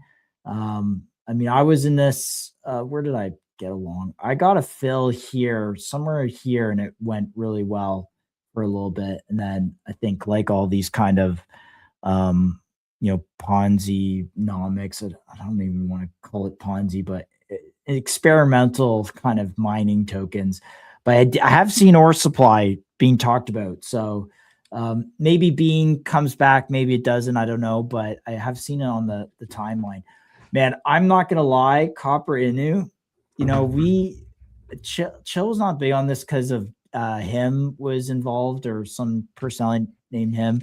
But I will say the Wiseman dudes were kind of hammering us a little bit about this one. I think we definitely faded it. And then I believe Rambo is doing something on the CTO, I believe. But good narrative. I mean, Copper has actually performed quite well, and some of the the bands or whatever around Copper have come into play. So Copper Inu, one we did not call on the show, but the Wiseman definitely got this, and it's Chill. I think Chill called it. He had, did he? Maybe, I don't know if he did. He wasn't big on it though. He definitely faded it a little bit though. Yeah, for what it's worth. Bet you boys didn't expect the midstream outfit switch. Now I'm repping the Solomon Labs tee. Solomon Labs, like no, they don't. I actually ran the Solomon fit the other day out IRL. No one recognized it, but one day. Got a cue about what time is our next interview, Josh, by the way? We have 10 minutes. Okay. Got a cue about Tracer. Why does it need a token? So basically Tracer is they just raise money. They were raising money. So the token is equity, right? It's an equity SPV wrapper based on Bedrock's foundation, which is Meteora's kind of equity product offering. So they were simply raising money, right? Simply doing a fundraising round. And as to couldn't that idea be vibe coded? I suppose the idea could be vibe coded. I'm not sure what level of developers these guys are, but potentially could be vibe coded. Not sure how deep they want to make it, but vibe coded products can everything can be vibe coded. But again, the money's going to UGC, not to that dev. Yeah, and the moat there too is when you acquire a user and they start putting in their personal information, like, oh, this grocery store is near me. Like when he gave that little demo of the segment, it kind of clicked. Once you have all that in there and the app becomes useful to you as a human, as an individual, because it has your personal context, it becomes really sticky. Those types of apps are have fairly good moats in themselves. So sure, can someone vibe code something similar? I guess, but user acquisition is tough. So if he's good at UGC, that's a moat. And then also all the personal context. This is a great point. I didn't even think about the data angle. He's got all this data that can be sold or even used in a model to where it's not only reminder app now, it's recommending you do stuff. Hey, by the way, typically you get the car wash. I see you haven't set that in your reminder app. If you have 5 minutes, you're passing it, go get your car washed. Yeah, right? Like this is one, I worked in advertising for a decade. These data sets are incredibly valuable, and they're worth thousands of dollars on a media buy at a minimum, just the data alone, even up to tens of thousands of dollars. So we'll see. Speaking of hackathons, GSD's recent bags hackathon has gone under the radar. Yes, GSD did win. Man, I don't know what it takes for that token to perform. I'm at a loss right now because it's just, again, framework, but covalent, maybe, there are two maybe it things. flips GSD. I don't know. There are two things. Number one, market conditions aren't favorable for tokens that don't have real economic underlying value. And number two, GSD is still working on that model to monetize. If they can become monetizable, maybe things change. But at this point, I don't, they don't have revenue, so it's kind of tough to value it. It's definitely an idea play, and in a market where idea plays aren't really being very successful, I think that could attribute a lot of the reasoning the price action is going under the radar. But also, the hackathon had a lot of controversy around it, whether or not they basically just selected insiders, and friends of the show. I mean, we're friends with Lex and GSD. But yeah, it was like people didn't like the outcome of the hackathon for a few reasons. Not disagreeing. I think GSD probably was one of the better projects that deserves to win the hackathon. But yeah. Yeah, and I think you get a lot of submissions to these types of things, and you put a big sticker price up front, and it tracks a lot of just slop. And then when they look at them, they're like, it's not really any real businesses here or anything with real potential or founders with real potential. And so, but these guys got 50K each, right? The thing about this is Pump Fund did this so well. They had the hackathon winners. Now 250K, I believe, was, or whatever. The hackathon winners for Pump Fund were getting a lot of money, but they had these hackathon winners. And not only did they invest resources into the company in terms of dollar amount, but they also went and helped them raise and helped accelerate and incubate their company. Bags has resourcing to do this, and I think they should, right? If GSD, for example, won the hackathon, taking GSD and helping build out this framework, giving him, maybe extra dev support, giving him marketing support, this is where the hackathons really become valuable, because now you go from, okay, here's some money, now fuck off, to here's some money, we're going to actually help you make this into something sustainable so everybody kind of wins on that level. That's what I want to see from Bags. There seems like a secret sauce that's missing with Bags, and I can't quite put my finger on it, but it's like, it's not for lack of resources. They throw money at these ecosystem projects, no problem, but it's just there's this missing kind of skill set of taking things to market that they are not necessarily good at in marketing these projects. So again, I think GSD is great. It has a huge, tremendous success outside of the token. And it's just like, how do you convert that to users? And if it does, I mean, it will reprice for sure. Don't get me wrong. So in my mind, if you have thousands of people that are paying, money a month, finding value in it, and then you're going to burn 50% of the revenue and it starts showing up on chain, it will do well at some point. Okay, a couple things I just want to pull open real quick. Opal, I talked about this, guys, at 700K. Chill and I called this 2 days ago on stream. We actually do have Josh coming on. I'm not sure. I can't remember exactly when he's coming on. I think next week. So Josh will be on from Opal. The TLDR on this one, it's an agent that plays video games with you, and the way their approach basically kind of circumvents the botting, anti-cheat and anti-botting stuff. And they have I don't want to say it's like CLED, but they have this data thing where you swipe on stuff, and it's kind of like a CAPTCHA / maybe a little bit of a CLED situation where humans are inputting stuff based on, short form video content they see on screen, and then they're training models from it, is the sense I get. The real play here, though, and this is what Chill and I's thesis was that, this might be part of an ACE type conversation. We're seeing this reoccurring theme. Okay, hackathon winner. All right, now Pump Fund has a huge stake in some of these projects. They want then to back in a business around it, so that they can raise future fundraising, they can scale. There's, token utility or a real value to the token. It's not a meme coin, change the narrative, that kind of thing. So this one has performed well. This has been a 2x at least, if not a 2.5x from that stream. So it definitely pays to be on the Dexter stream. Interesting kind of lore on this is I've been tracking Opal since it launched day one for the most part, because it launched and people kind of touted this as a CLED competitor. This is after CLED had launched, a couple weeks after, and CLED was doing pretty well. And so people were kind of looking for betas. And this came out, they kind of offered the same thing, human data that you could share. It's been around for a long time. So I will say, after winning the Pump Fund Hackathon, congrats on them for that. And they've stuck around. So there's a good bit of validity, I think, that they've given themselves for just being here. Can you go and actually show me when this launched, Josh? Yeah, it launched Yeah, look at that. January. Yeah, so it's been around now for over 5 months here. Yeah. I mean, quite a bit of holders. Like, obviously, everything's been distributed. Any of the nonsense that happened in around the beginning has all been probably distributed by now. So, the difference in the marketing FTV, so they might own 10% of it, which I'm assuming they had to. But yeah, again, one that we're up 2x on it already. We do like it.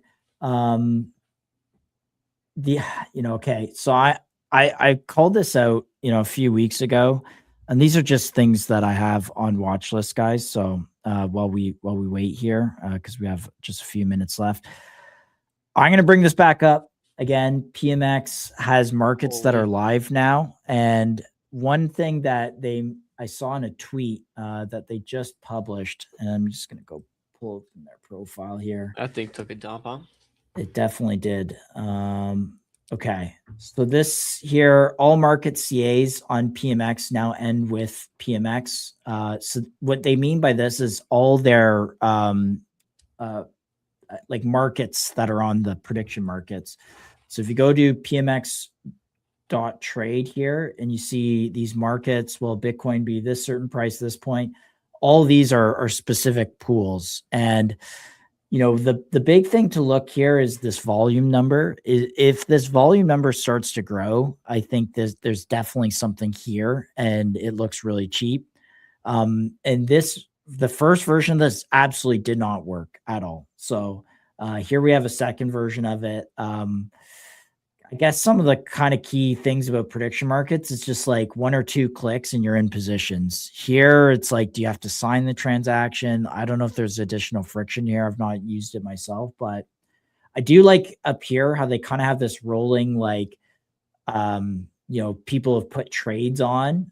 This is kind of like what Pump really did early on that seemed to work in their UX, was people got trade ideas just by watching what other people are buying and selling. So something to keep an eye on. I think we're going to try and get them on the stream just to see how serious this is. I have tried. They asked me to DM them, and I don't believe they've responded. So, ball's in their court. Again, they asked me to DM them, so I did shoot my shot here. Let's see. And I did ask if this was serious, and so far, from people that we know who work with the team, that they are serious about this V2 version of this product.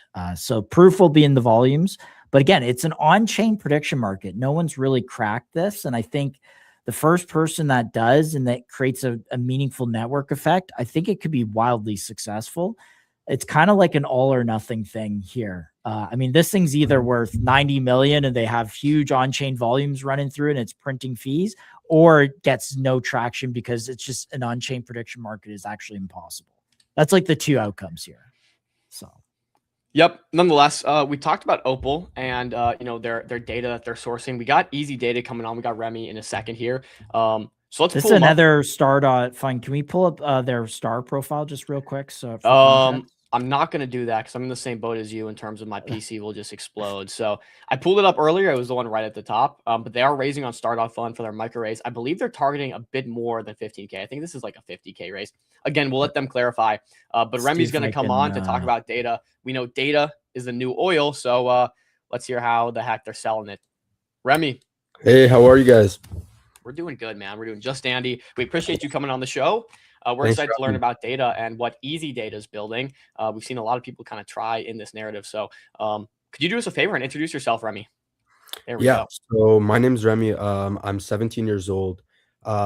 Previously, I worked at TypeOS as head of growth. They're a YC startup.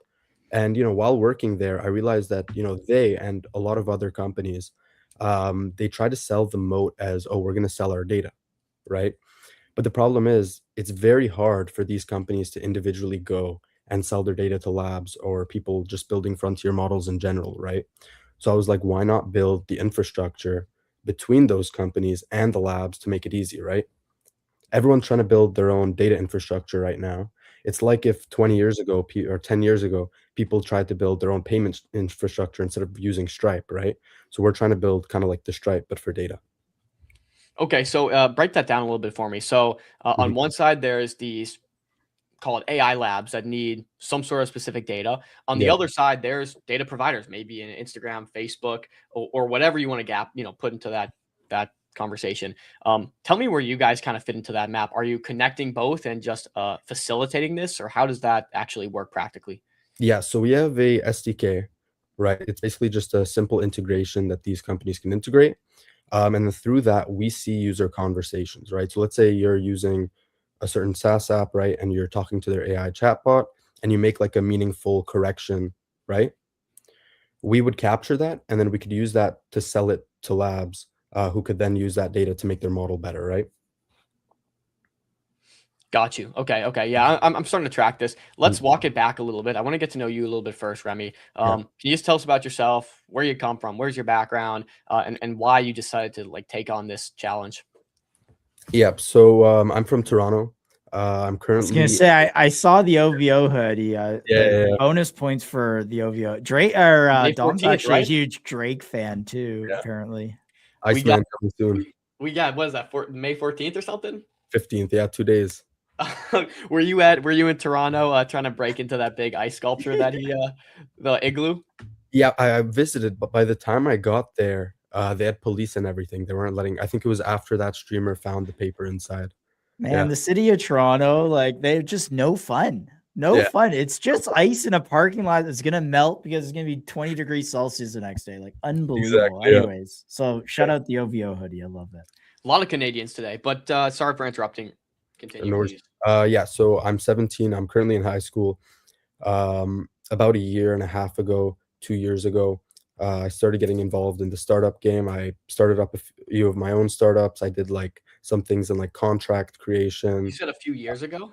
Yeah, 2 years ago. So when you were 15, you were getting involved in the startup game? Yeah. And then when I was like maybe 12, 13, I started with crypto. I was doing like NFT collections and stuff like that. And most of those were a bust, right? I didn't know what I was doing back then. I also did a That bunch is of so options wild. trading back then. Yeah. You didn't Yeah. play like Minecraft or Roblox. You were just like, let's get into business. After I was 11, I used to play a lot of Fortnite. My PS4 broke. And then after that, I was just like on my computer.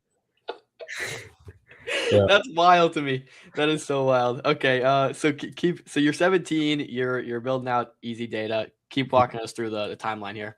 Dom, Yeah. he's only 5 years younger than you are, buddy. So I know, but I wasn't building a data pipeline company when I was 17 years old fair. and Yeah. launching NFT collections at 13. That's pretty crazy. Yeah. I also did a bunch of like options trading back then. I made like 10K on Nvidia.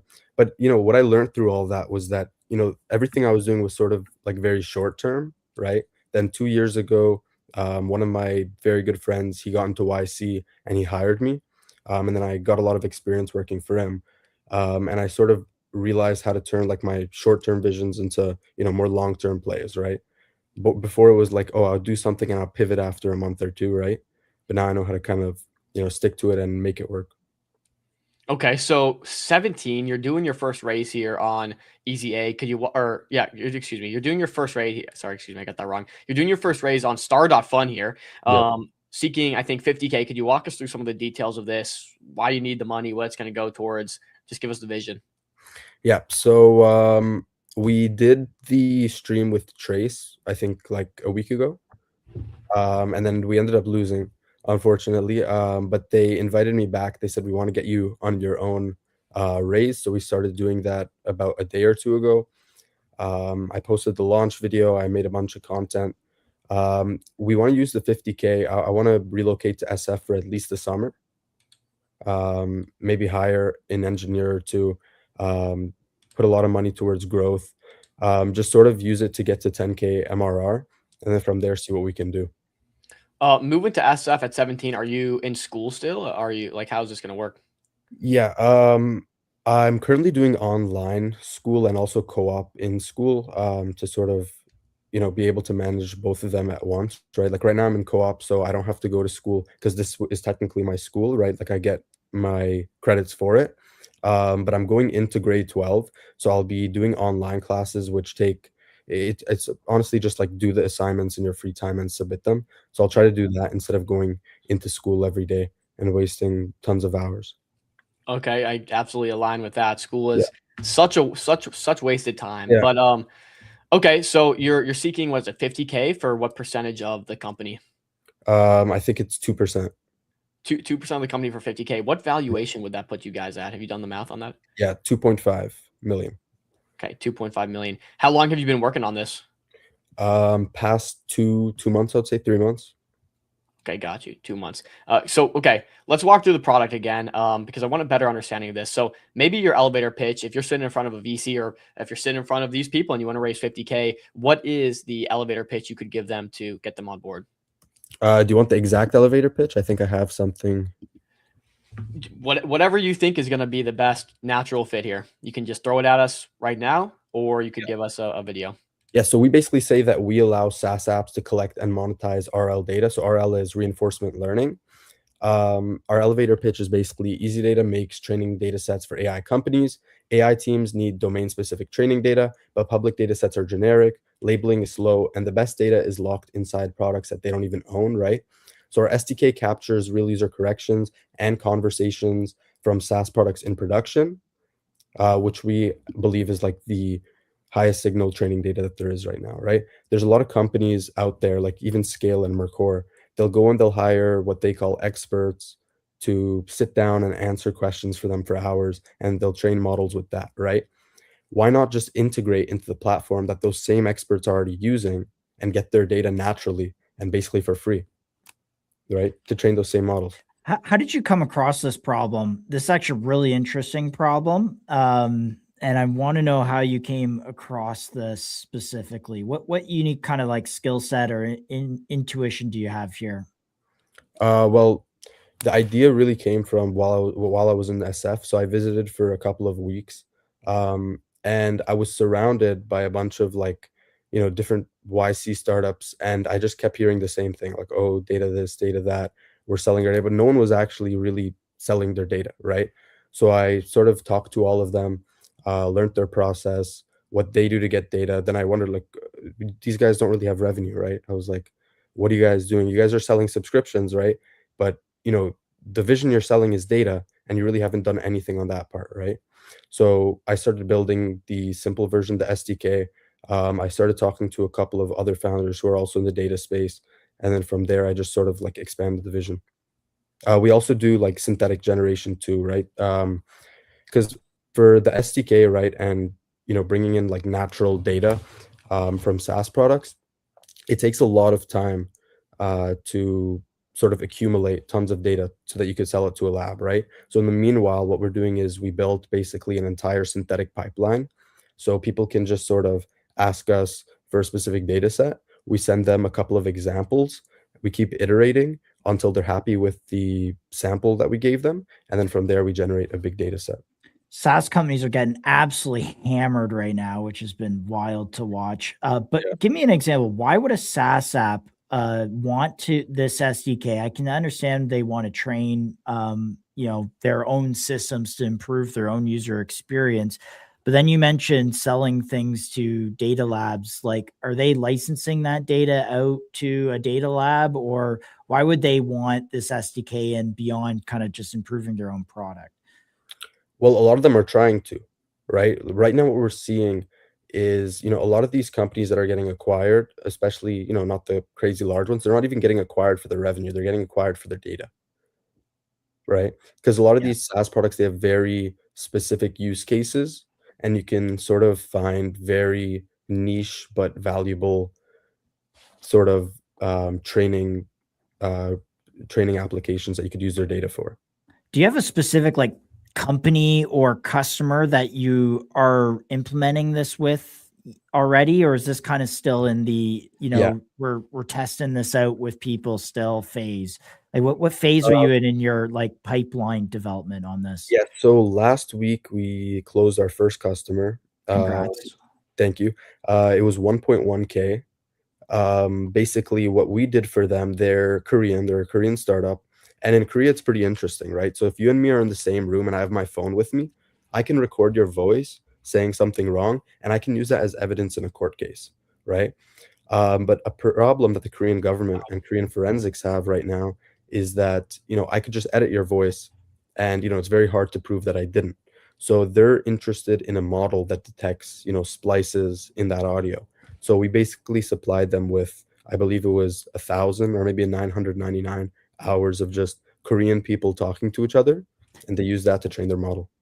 Okay. So Wait just a second, Dom. I got one line of thinking on this. So detecting splices, they're kind of trying to, is that, user on the screen that's like clicking splice spot, and that's what you're picking up? Like you mentioned, you're basically ingesting like user inputs within a session or something like that. Or is it just like it's, detects a natural break in that conversation? It detects the natural break. So what we did was Okay. we created preference pairs. We just did natural conversation versus that exact same conversation, but with, edits in it, right? Or like splices and breakups in the audio. And then you just train the model on that, and it detects between the two, like, okay, this was the spliced one and this was the natural one. And then going forward with real examples, it ends up detecting which one was spliced and which one wasn't. Yeah. But it was like, when I first started Easy Data, I did not expect that our first customer would be someone building something for like Korean forensics. You know what I mean? Yeah. So it's very interesting.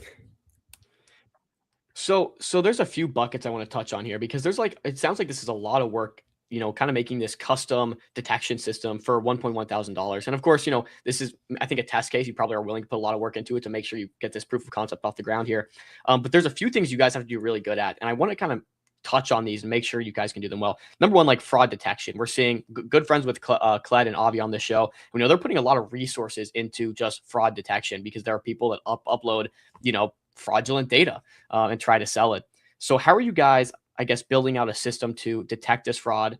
And I'll start there, and then I'll go one by one through kind of my questioning. Well, I mean, before we sell anything, right, we have to accumulate enough of it, right? And we accumulate it from different integrations, right?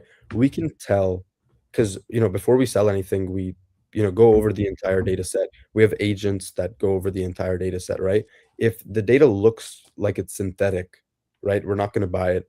If the data looks tampered with, if the data looks like it has some, like some dirty data in there that could break the entire system, we'll either remove that specific example, or if the entire data set is infected with that stuff, we just don't end up buying it from them, right?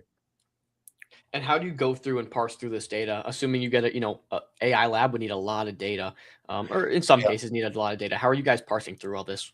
We use high context models that are also sort of cheap, like HiQ, for example, right? And then we have different parameters that we let it go through.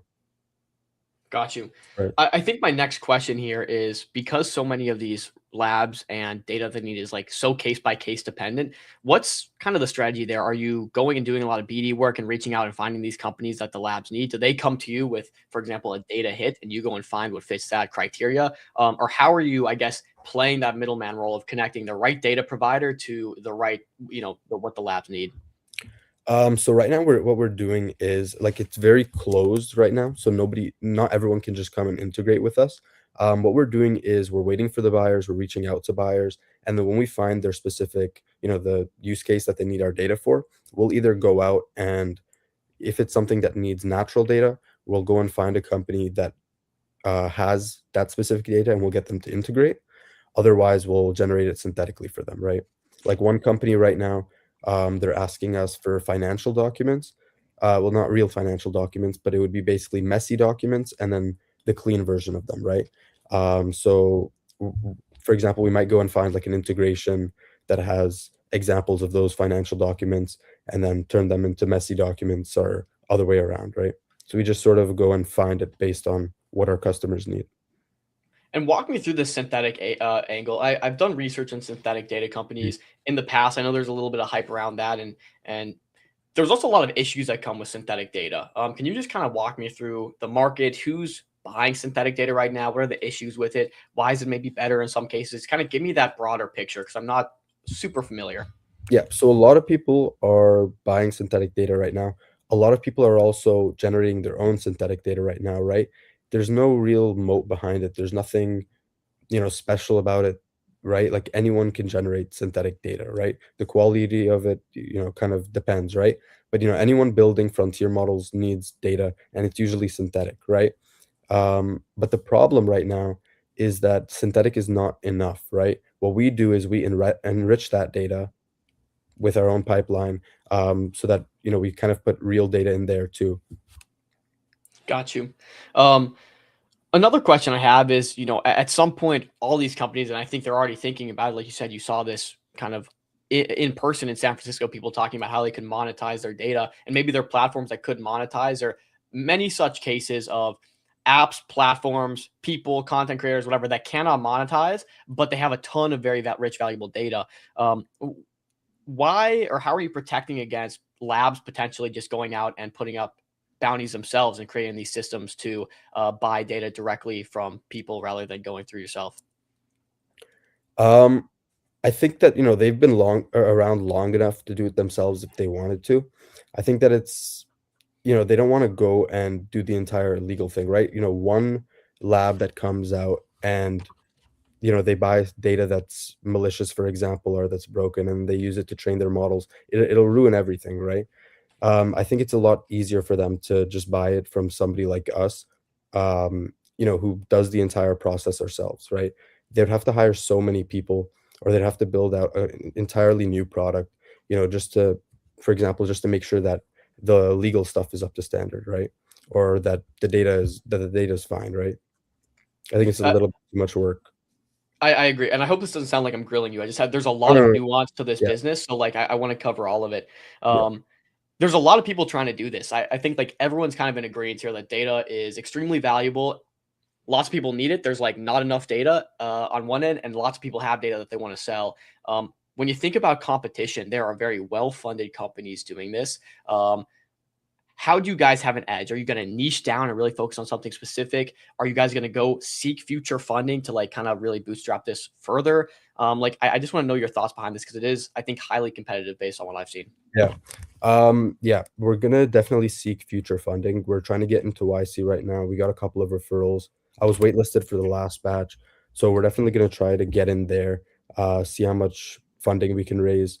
Um, we're gonna hire from, for example, like Waterloo. We're gonna have really good engineers. But I think that, if we stick to it, we raise a little bit of money, I think we can definitely be competitive. What's your background? Normally we have people who are university and up, so they have a specialization like engineering, Yeah. data science, etc. What's kind of your specialization? I mean, I've been coding since I was, like 12 with the first NFT collections and stuff like that. I didn't do much in data. Like I used Google Colab a little bit back then, Yeah. when generating and stuff like that. Um, but other than that, I don't have like some specific ML background or anything. If I do end up going to university, I will probably end up going to Waterloo for computer science or engineering. Maybe I'll see if I can do something in like ML. But for now, it's just me, right? Do you have other team members? So right now we have an engineer, Musa Akil. He was previously the CTO at TypeOS. And then we also have a Waterloo student. He's an AFM student at Waterloo. He does like GTM for us, closing enterprise sales and stuff like that. He basically just goes around campus talking to other startups because everyone has their own startup at Waterloo. He finds people who have valuable data. Yeah. He connects them to us. I go on a call with them and I try to either buy their data or find use cases where we could provide them with data. Okay. And I want to ask about your raise a little bit. You're selling, I think, 0.2% or 2%, sorry, 50K, getting you to $2.5 million valuation. How do you think about that valuation? I mean, this seems really early stage, but just want to hear kind of your thoughts on how you get to that valuation. I don't know. I've seen a lot of people recently raising at what seems like high valuations, but like even pre-revenue people, they'll raise at 2 to 4 pre-seed. I don't think it's too crazy. A few people have said it's kind of crazy, but I think so far we've kind of proven, like last week alone we did 1.1K, and that was the first week we started selling data. Currently we're working on a $4,000 deal with the financial company I was telling you about. I think we have the revenue. I think we can do it. I don't feel like 2.5 is that crazy. I have a call with another VC next week. Their terms are like 100K for 3.75%, which is higher than the 2.5, right? I think it makes sense. We also don't want to price ourselves too low. because we feel like we can definitely get funding later on, and the revenue will definitely pick up. I actually do agree with the $2.5 million pricing. I think it is actually competitive for the general sphere you're in, and I think based on what you told us, even with the traction you've gotten, you can make a case for this. I want to talk about burn rate though, because if you do hit this 50K goal on Star, and you raise a $2.5 million valuation, now you guys got 50K to bankroll this thing. That goes pretty quick in this business. And if you're moving to San Francisco, that's living. If you're doing salaries, that 50K can be gone in, really 2-3 months. Can you talk me through the game plan, how you're going to use this 50K and like make the most out, really stretch it? Yeah. So right now we have tons of free credits that we've gotten. We have credits from Anthropic, credits from OpenAI, credits from 11 Labs. All the data we've generated so far, it's really cost us nothing. Obviously there's living expenses and stuff like that. My friends in SF, they got a place we call it the Compound. I think it's like 8K a month, but it can fit like 5-6 of us, right? There's like multiple bedrooms in there, so it would be under 2K a month to live there, right? And you would also work out of there too, or you're gonna do like a co-working office? Yeah. We'll live and work out of there. I don't mind living for even a year just off ramen and orange juice, just ramen and water, Coca-Cola, whatever, right? Ice. Yeah, I'm willing to How you got to do it. Exactly. Yeah. This is giving early Facebook style vibes. Yeah. But you got to make these sacrifices as a founder. What would not to get personal? I guess you said it's 8K a month and it fits maybe 8 people, so you actually only be spending about $1,000 a month on rent there. Yeah, I think it was 1.5. Yeah. Okay, fair enough. So you got 50K. How long do you think that burn rate lasts? Of course, it's hard to say as this is so early stage. Hopefully you're scaling, hiring, growing. Yeah. But do you have like an idea so people know where their money's going? I think we're gonna spend quite a bit, on like growth initiatives and stuff like that. Doing like sales, B2B, whatever, right? Like going out and finding customers. I think that's what most of the money will actually be spent on rather than, like living expenses and stuff like that. But I think it could last us anywhere from like 8 to 12 months even. Okay. Wow. Talk me through, and again, we're just hammering these. I love it. Talk me through a bit on traction. You guys did 1.1K last week. It was kind of your first week testing it out. Good proof of concept. How's people you're talking to? How are they receiving this? Does it look like you have some good pipeline right now coming through to start selling data? Like, want to hear about traction. Yeah. So those Korean guys, they also introduced us to a few other people.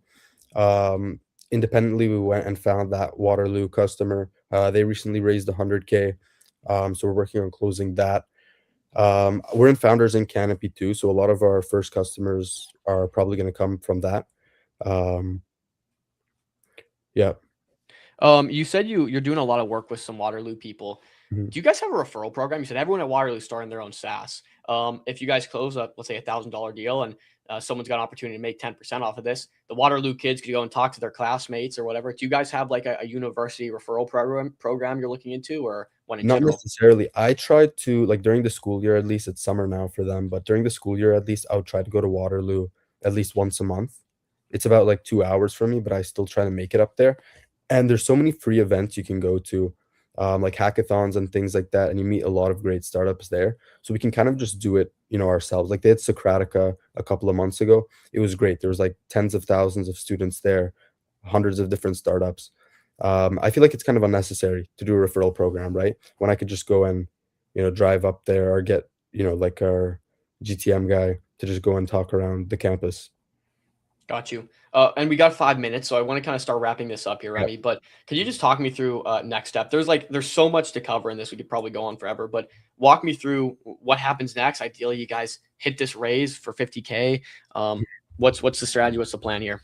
Yep. So we're trying to get another 10 integrations for the SDK that sort of have like, general purposes for their data, right? Because that's, easier to sell instead of like focusing on specific niche use cases. So we want to get those 10 integrations. We want to make sure all of them have about like 10,000 monthly active users, so that we can really get data flowing in. And then from there, we want to find a data broker who's willing to take all that data every month, and just sort of, build it there so it's sort of recurring, right? Because everything right now is sort of one time. We want to sort of also build like a recurring pipeline, so that we also do have some recurring data that we can sort of fall back on.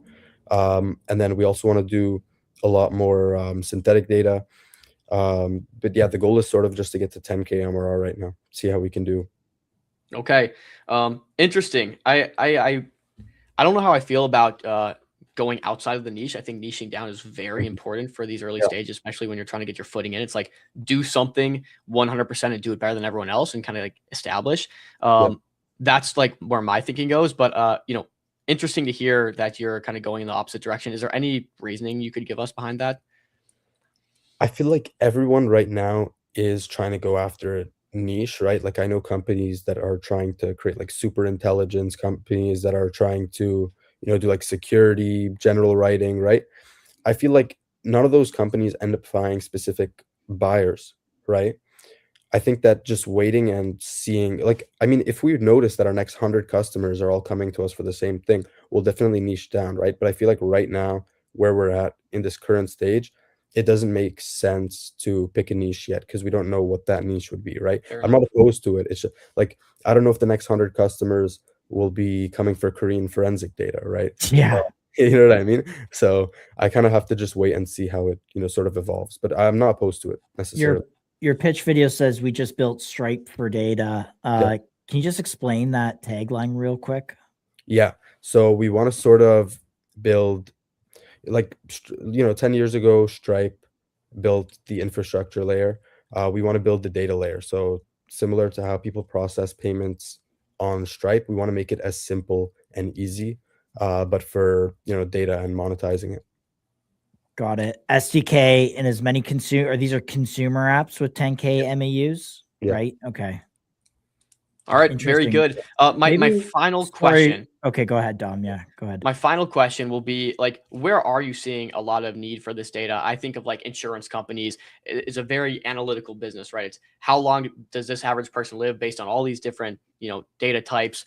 Like, where are you seeing a lot of inbound requests for data? Like, is it AI labs? Yeah. Is it like insurance companies? Where? Yeah. I would say right now it's mostly other SaaS companies trying to build their own frontier models. That's what we're seeing a lot of. But recently, I've also seen a lot in the defense sector. I just had a call about a week ago with this guy. They create like synthetic data, like visual synthetic data. So, well, technically, yeah, I would consider it synthetic. They hire actors to go and walk around with like fake guns. They record it and they use it, I'm guessing, for like drone training, right? Yeah. So that's also very interesting. Yeah. Well, very interesting stuff. That's our time here. I wish you the best of luck. It's a tough niche to. It's a tough, not even niche. It's a tough vertical to crack in general. And but I really want to see it. I think you're a sharp kid, and I can appreciate just the vigor and being 17 years old and like trying to make a name for yourself. Yeah, man. Good luck on your raise, and super proud that you're doing it from Waterloo. So good stuff. Thank you guys. I really appreciate it. Thanks for having me. Yeah. Thanks, Remy. We'll post this soon. Peace. Bye.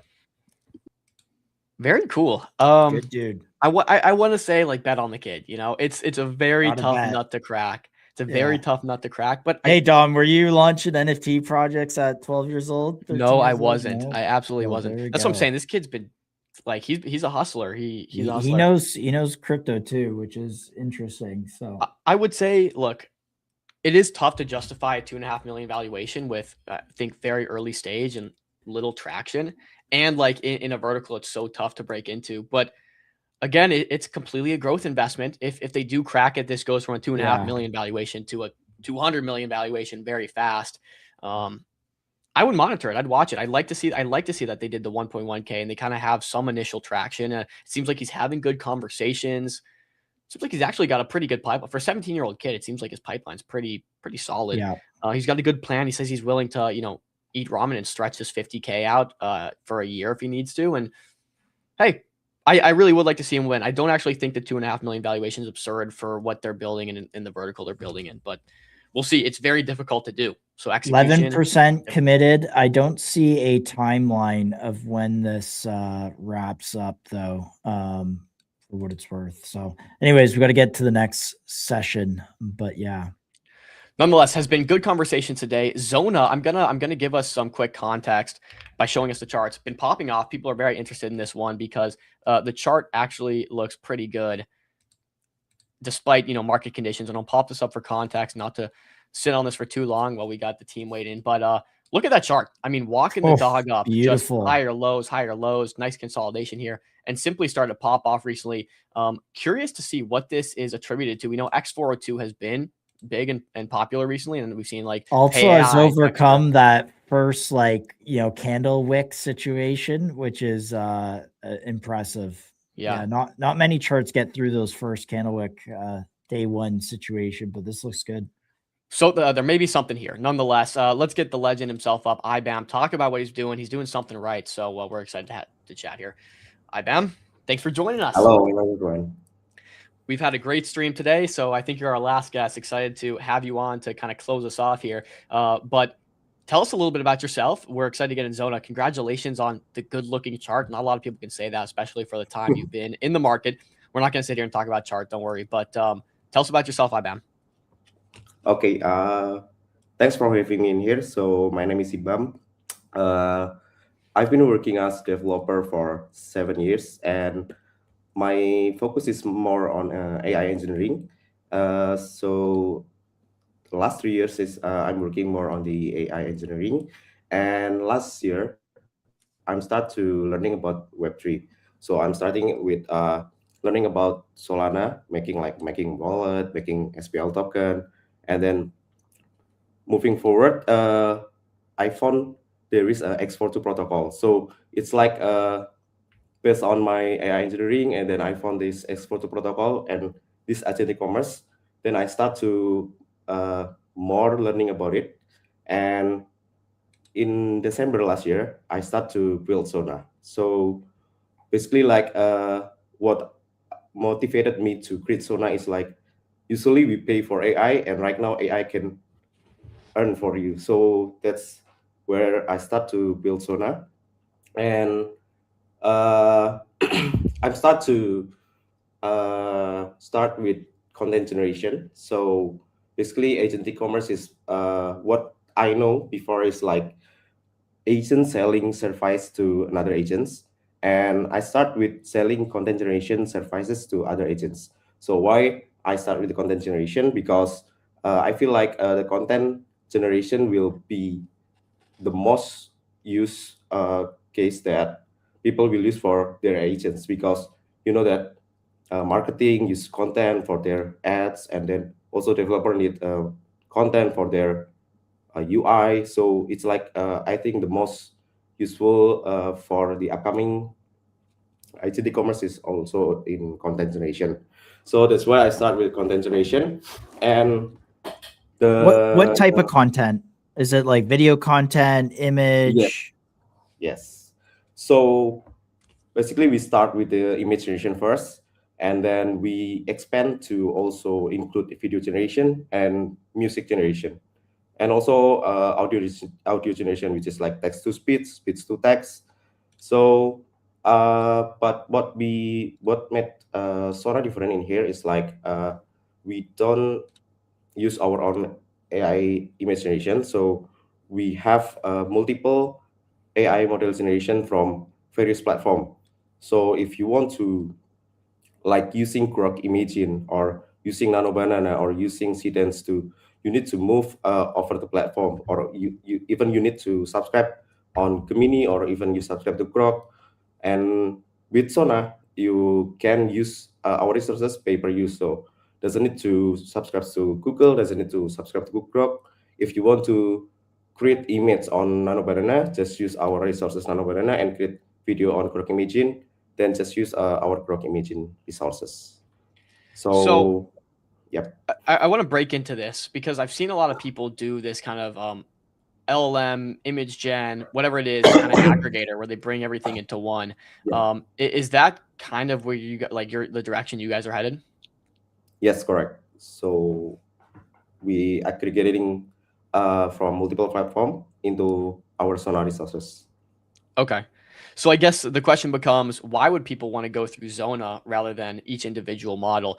Is there a discount that you get through using Zona? Is there better perks or features? I guess like give me the idea that would take, I think 7,000 users I saw you guys had, which congratulations on, by the way. But why would a user want to come and use Zona rather than the individual models themselves? So why people are going to us? First of all, because they don't need to subscribe, because we are using pay-per-use concept, and what we offering here is like we has premium models that I think people is hard to find it. For example, like CDance 2 and also GPT Image 2, and it's more on the agent e-commerce as well. So for example, like AI agents, if people have their AI agents and they want to make an autonomous content, for example, they need to subscribe to Nano Gemini and also Grok to make, for example, like one video YouTube. So, but using Sona, they don't need to subscribe to the Google and the Grok, only use our resources, and it's pay per use.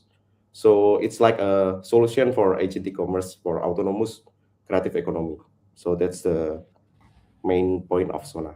So if I'm understanding this correctly, you guys have all these models, whether you're paying for it, whether it's private instances of them, and then people are coming through you and, hey, if I just want to use Grok 3 times for 3 different images, I can Right. pay per use. And that's kind of the moat that you guys have built. Correct. Got you. Got you. Okay. So I guess my question is, what does competition look like? Are there a lot of people doing this kind of stuff where it is just aggregation of models and pay per use, a pay per use situation? And if so, how are you guys out competing them? Okay, so interesting question. Because when we start, it's like the other agents in export to ecosystem, it's more on the on-chain data. It's only few agents. I mean, I don't even see any agents that are selling image generation in export to ecosystem. But right now, there is some agents that also selling these generation models, and yeah, what we compete is more on the price. So like which one is have low price, and also which one have a high success rate for the generation. So that's something that we compete for now. Okay. So you're competing on price. And did you say agents are the core target audience here, or are humans coming onto the platform and paying per use?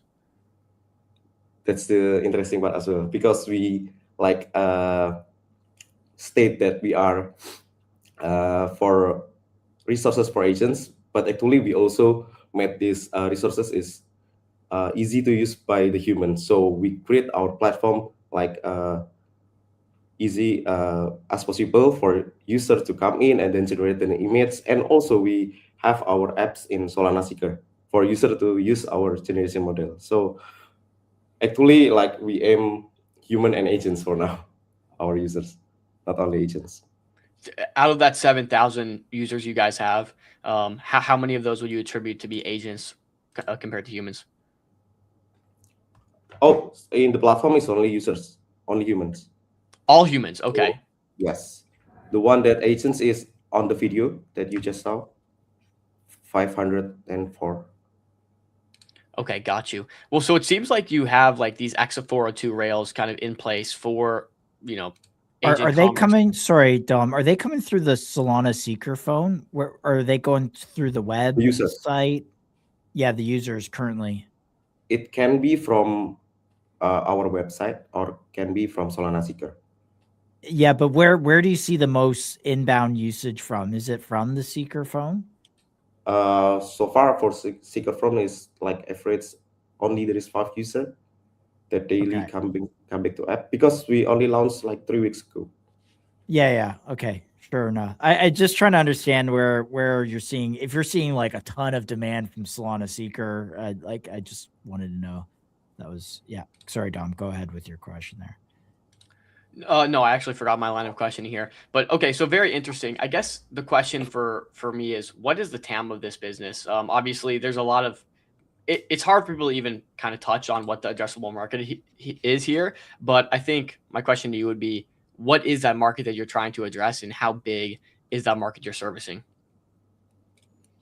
Okay, so the market that we targeting is more on the creators, and the creators like not only the creators, we also like actually want to more retail friendly. And for the market size, like for the agent itself, we already got 500, and it's only in 3 months. So I think it's gonna be more increasing like in the upcoming days whenever the agent e-commerce is uh boom. I mean, like everyone will notice about agent e-commerce. We are ready for it. So actually, our main market is on the agents. So talk to me about this, because I agree with you. I think agent commerce is coming. I think it's absolutely blowing up, and these X402 rails are set to be a very interesting way for agents to interact, probably the predominant way for them to interact. What's the conclusion you've come to? Do we think a lot of commerce is going to run through AI agents in the future? It seems that's how you're positioning. And is X402 the way that that's going to, be facilitated? I guess a follow-up to that, not to overload you, but are you guys building out X402 rails yourself, or are you using something like a Dexter or a Pay AI to kind of be the facilitator? Yep. Absolutely. I mean, I'm totally agree that agent e-commerce will booms in the upcoming months maybe. And what we are positioning in here, so we start with become the resources for the agents. Agents use our service, and export to become our payment rails. And we don't have our own facilitator. We are using AI, also Dexter, and also Rel AI. So because we can say that Sona is like the agents merchants. So we need to position like we listed on all the marketplaces that available for the agentic commerce. So we use Dexter and PAI and also AI as our facilitator. So the discovery of our resources will become broader. And also we just listed on Orbis API, and we just listed on Causa Pay. So like what we're trying to position in here, like we listed on all the marketplace of the agent e-commerce. So the resources that we have will be can be discovered for the agents, and also will have more usage for our resources. But we also have our second product, which is Orbit. So we start with become resource for the agents, but we expand to create a platform that help people to create their agents and earn with it. So we positioning like once the agent e-commerce is up, the first thing that user will find is how can I easily create my own agent, and how can easily I earn with my agent. So we create our second product called Orbit. Orbit? Can you talk Yes. me through this Orbit product a bit more? Maybe I can share my screen if you want. Absolutely. Please. Love live demos. And maybe even before you get into that, kind of some questions from Darth Intral. Very good questions. He goes, any revenue/profit numbers? And he said, I assume you still have to pay for the services used behind the scene. So I think the question he's getting at is, could you talk us through a little bit about how revenue has been so far, and then how much of that is going back towards actual inference costs, and maybe where your profits are sitting these days? Okay, so for the revenue itself, for the agents, we already reached around 1.9K. And for the cost that we pay is like 30% of it.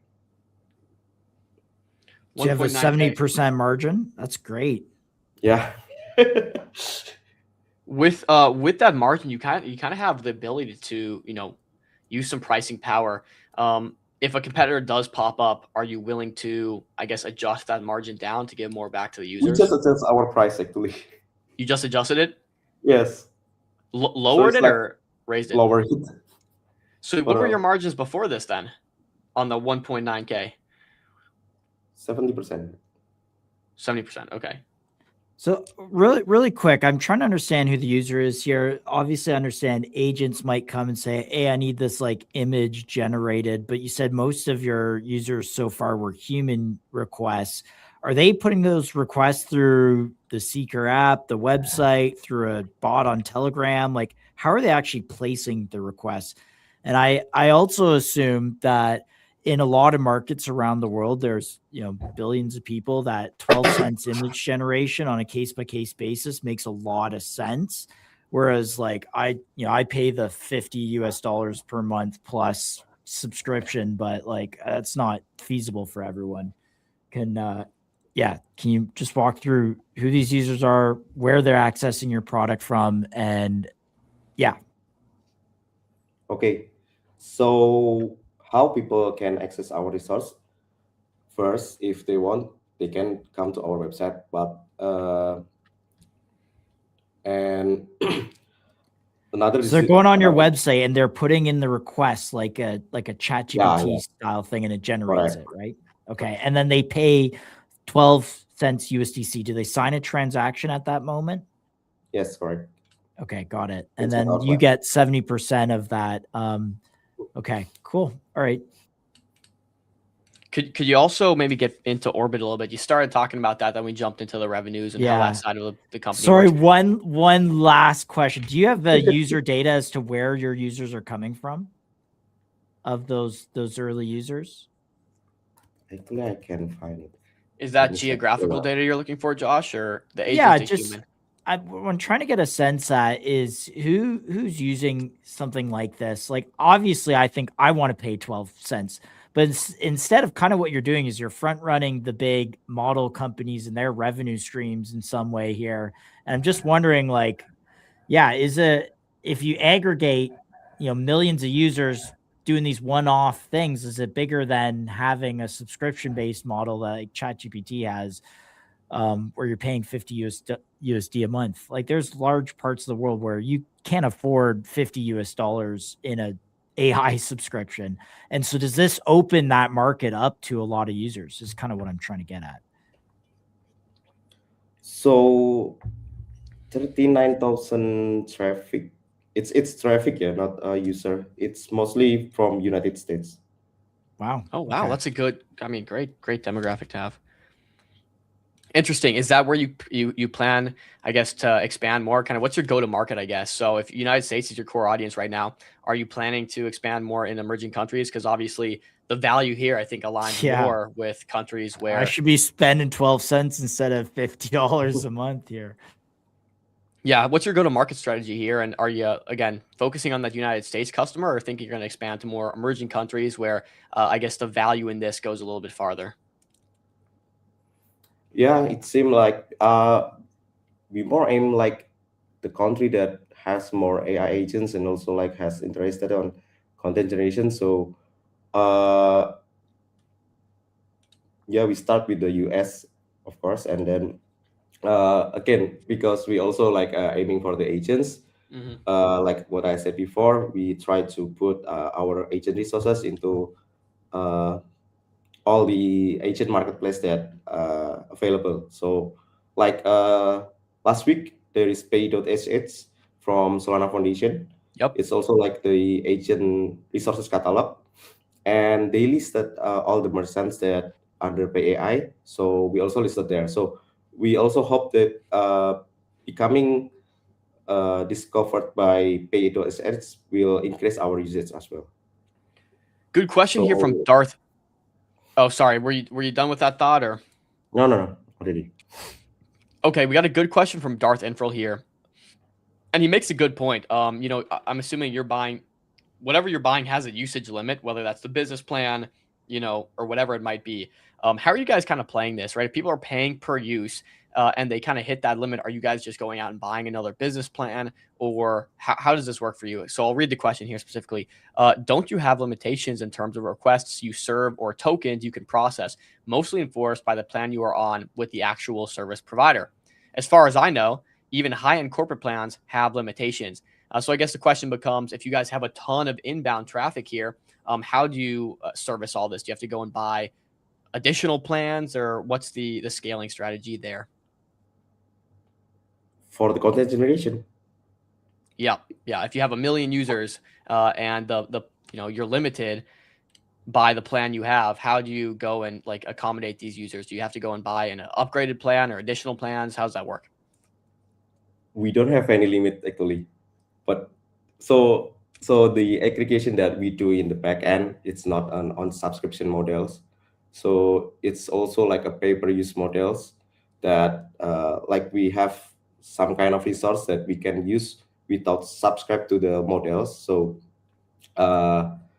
in a way, there is no limitation for our inbound traffic, but maybe there is a limitation for how much request that we can handle in a second. So are you guys using private data centers, or like where is this? Yes. You are. Yeah, where's okay. the tokens go? Where does it? Who? Yeah, when I'm using a token with you, where do they go? Not like the Zoma token, the data tokens. Data tokens? Do you mean like the generation tokens for generating the content? Yeah, if I generate an image, who services that request? Or that we have like a third party behind us, so it will going to them, and also we store the image on our CDN, our digital space, and yeah, that's all. I mean, like we have like our own third party that handle for the models that we aggregate, for all the models that we aggregate. Got you. And again, that's a private data center rather than going through like OpenAI or Claude specifically. Okay. And that's how you're able to get some of these larger discounts, yeah? Yeah. Got you. Okay, sweet. Can you tell us a little bit more about Orbit? You hinted at this earlier. You were going to share your screen. We got a good understanding of Zona, the agent commerce, the aggregator platform you've built, the numbers, your margins. Can you talk us through Orbit now? And then I want to actually, geez, I'm sorry. Let's backtrack. Can you talk us through Zona token? Now that we have a full picture of Zona, where does the token that you guys launched come into play? So last week we just released our flywheel and staking. So the utility that we want to have is for all the revenue that we have, it will goes to 80% of it will goes to buyback, and all the buybacks will goes to staking reward, and the 20% of it will goes to a treasury reward that we will use for product development and marketing. Okay. Here, I think I see it popping up on the screen. Is there a way to? Oh, there we go. Okay, so stake your Zona, earn from every buyback. 10% Zona daily buyback rewards. 15% daily buyback. Okay, so the longer you stake, the more buyback rewards. I see. Okay, could you maybe just break this down one more time, because I think I'm still trying to understand it. So the staking that we use is not using APY. So we use our revenue to become the staking reward, and we have pools that will determine your how much reward that you will get. So the longer you stake and the more token that you stake, you will get more reward for it. And where's the reward coming from? It's coming from our auto flywheel. And the flywheel is from our revenue, and the revenue includes the platform revenue and also our creator fee. And from there, 80% of it will goes to buyback, and buyback will goes to staking reward. So something like that, the flywheel that we have. Hey Dom, go open in the private. They put out a tweet there that I linked. Okay. Okay, so I actually understand this. So you have a really simple business model. Basically, you offer people a cheap pay-per-use option to do one-offs or do generate images. You capture that revenue, $2,000 so far you've done, and then you give that rate, like basically right back to token holders. And ideally, the flywheel here is that as more people learn about Zona, they'll choose to use this type of one-off pay-per-use rather than having a subscription. And here's the, I guess, the multipliers. So the longer you stake, the more of protocol revenue goes to that cohort, correct? Got you. Can you tell us a little more about the numbers here? It says Sanamak says you have 140. Sean Mack. I don't know why I said that like an idiot. Sanamak. You have 140 million tokens locked in only a few days. Could you talk like how's reception been for this? Do people like the model? Break it down for me. Yeah. So from our team, it's already have locked supply for 120 million, and after we launched our staking, for 3 days, I think we've got 140 million has been staked. So yeah, it's like a very good progress, and I'm happy with it. And yeah, the people that stake is already claiming his reward as well. So the auto flywheel is already working, and the staking reward is it's already working, and people already staking, and we've got 140 million for now. I swear we'll get to Orbit in a second here. Is there an on-chain way for people to see the revenue generated, or is it kind of you tweeting it and mentioning it? Yeah, we have the dashboard in our stack page. So people will know where the money coming in. Yeah. This is a very simple business. I mean, if you scale up the pay-per-use, you know, you have more revenue, you give it to stakers. It's like a very, very clean model. Okay. It's why I keep kind of going back to, because it's simple to understand. So that's why I kind of keep going back to the go-to-market here. Margins are great. Users are growing. How do we grow those users tremendously? You know, that other 20% of tokens that aren't going towards buybacks, you know, how are you guys using? Are you doing UGC 80%. campaigns? 80%, not 20%. 20% are not going to buybacks. 80% are going to buybacks, is what I was saying. Yeah. So how are you using that additional 20%? That other 20%, yeah. Is it used for development or team, or what's the other? UGC. So our next plan is more focused on our orbit. So we want to make our orbit is become more retail friendly, and this is where the revenue will coming from, where people can build their own agents and earn on their agents, and we will have like a platform fee for its action that agents user take. So this is the revenue funnel that we want to expand. In the meantime, the agents, the resources agents that we have, the Sona, it's still running by itself. So we will have like a 2 funnel of revenue that will comes to our flywheel and that will comes to our staking reward. Got it. Darth Infro wants clarity on this. This is like our local AI quant here. He goes, it's still unclear how you can serve unlimited requests. Nano Banana, for instance, has a daily limit on free tier or paid tier, right? And you can't run it locally, per my knowledge. Could you just kind of circle back on that and give some more clarity on how you guys can service unlimited requests if you do, guys, you know, if you manage to scale? I think it's like our secret sauce. So we cannot really sharing how it been done in behind us, but we don't have the limitation of how much you can generate from us, but the limitation is more on the how much you can do it concurrently to generate in ourselves. So yeah.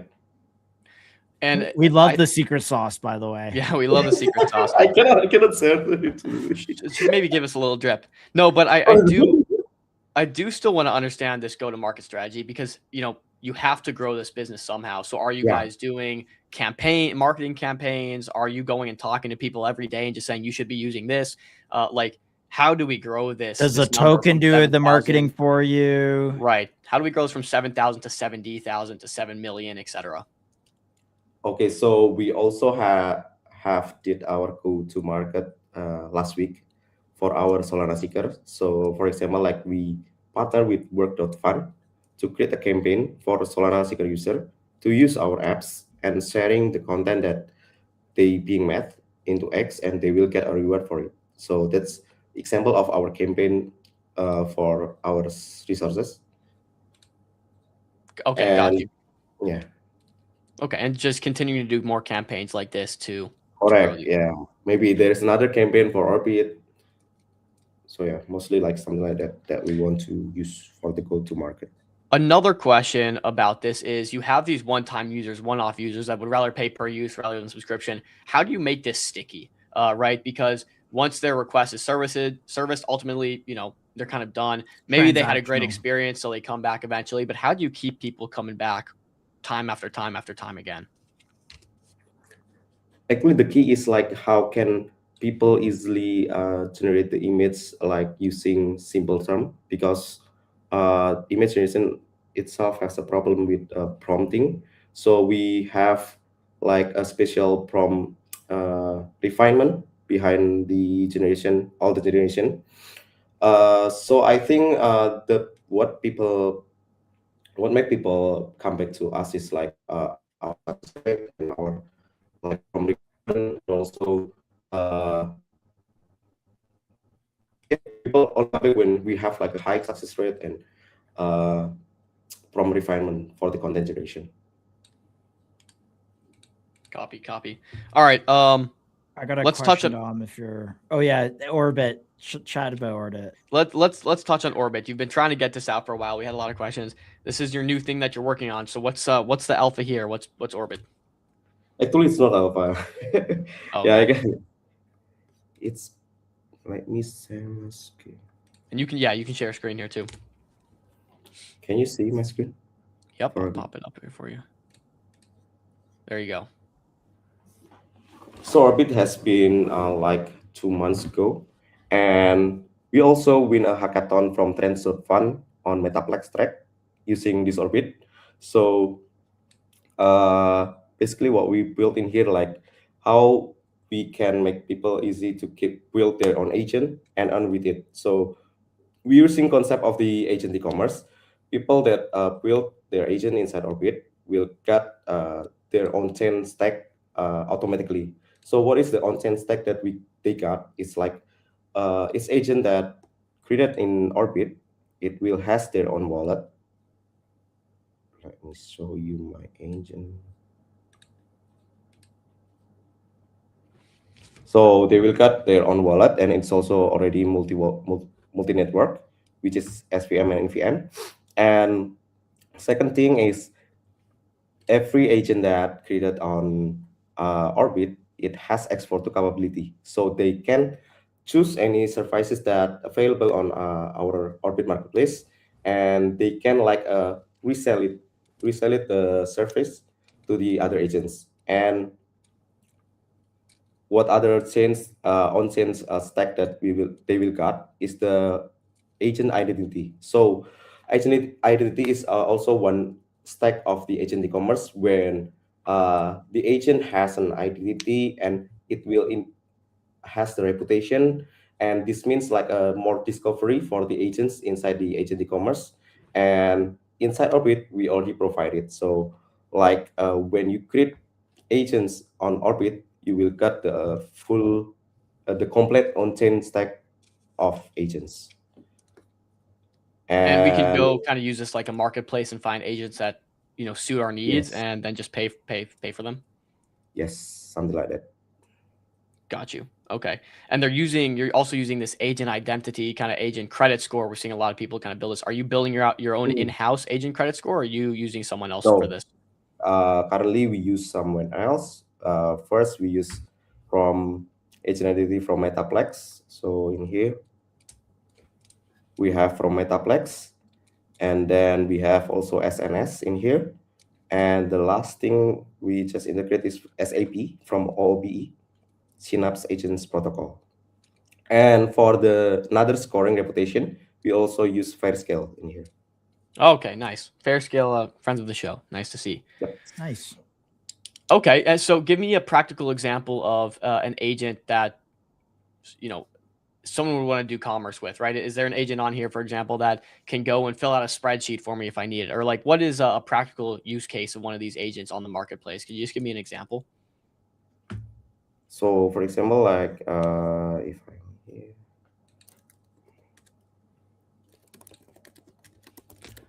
So you're talking a lion agent here, okay?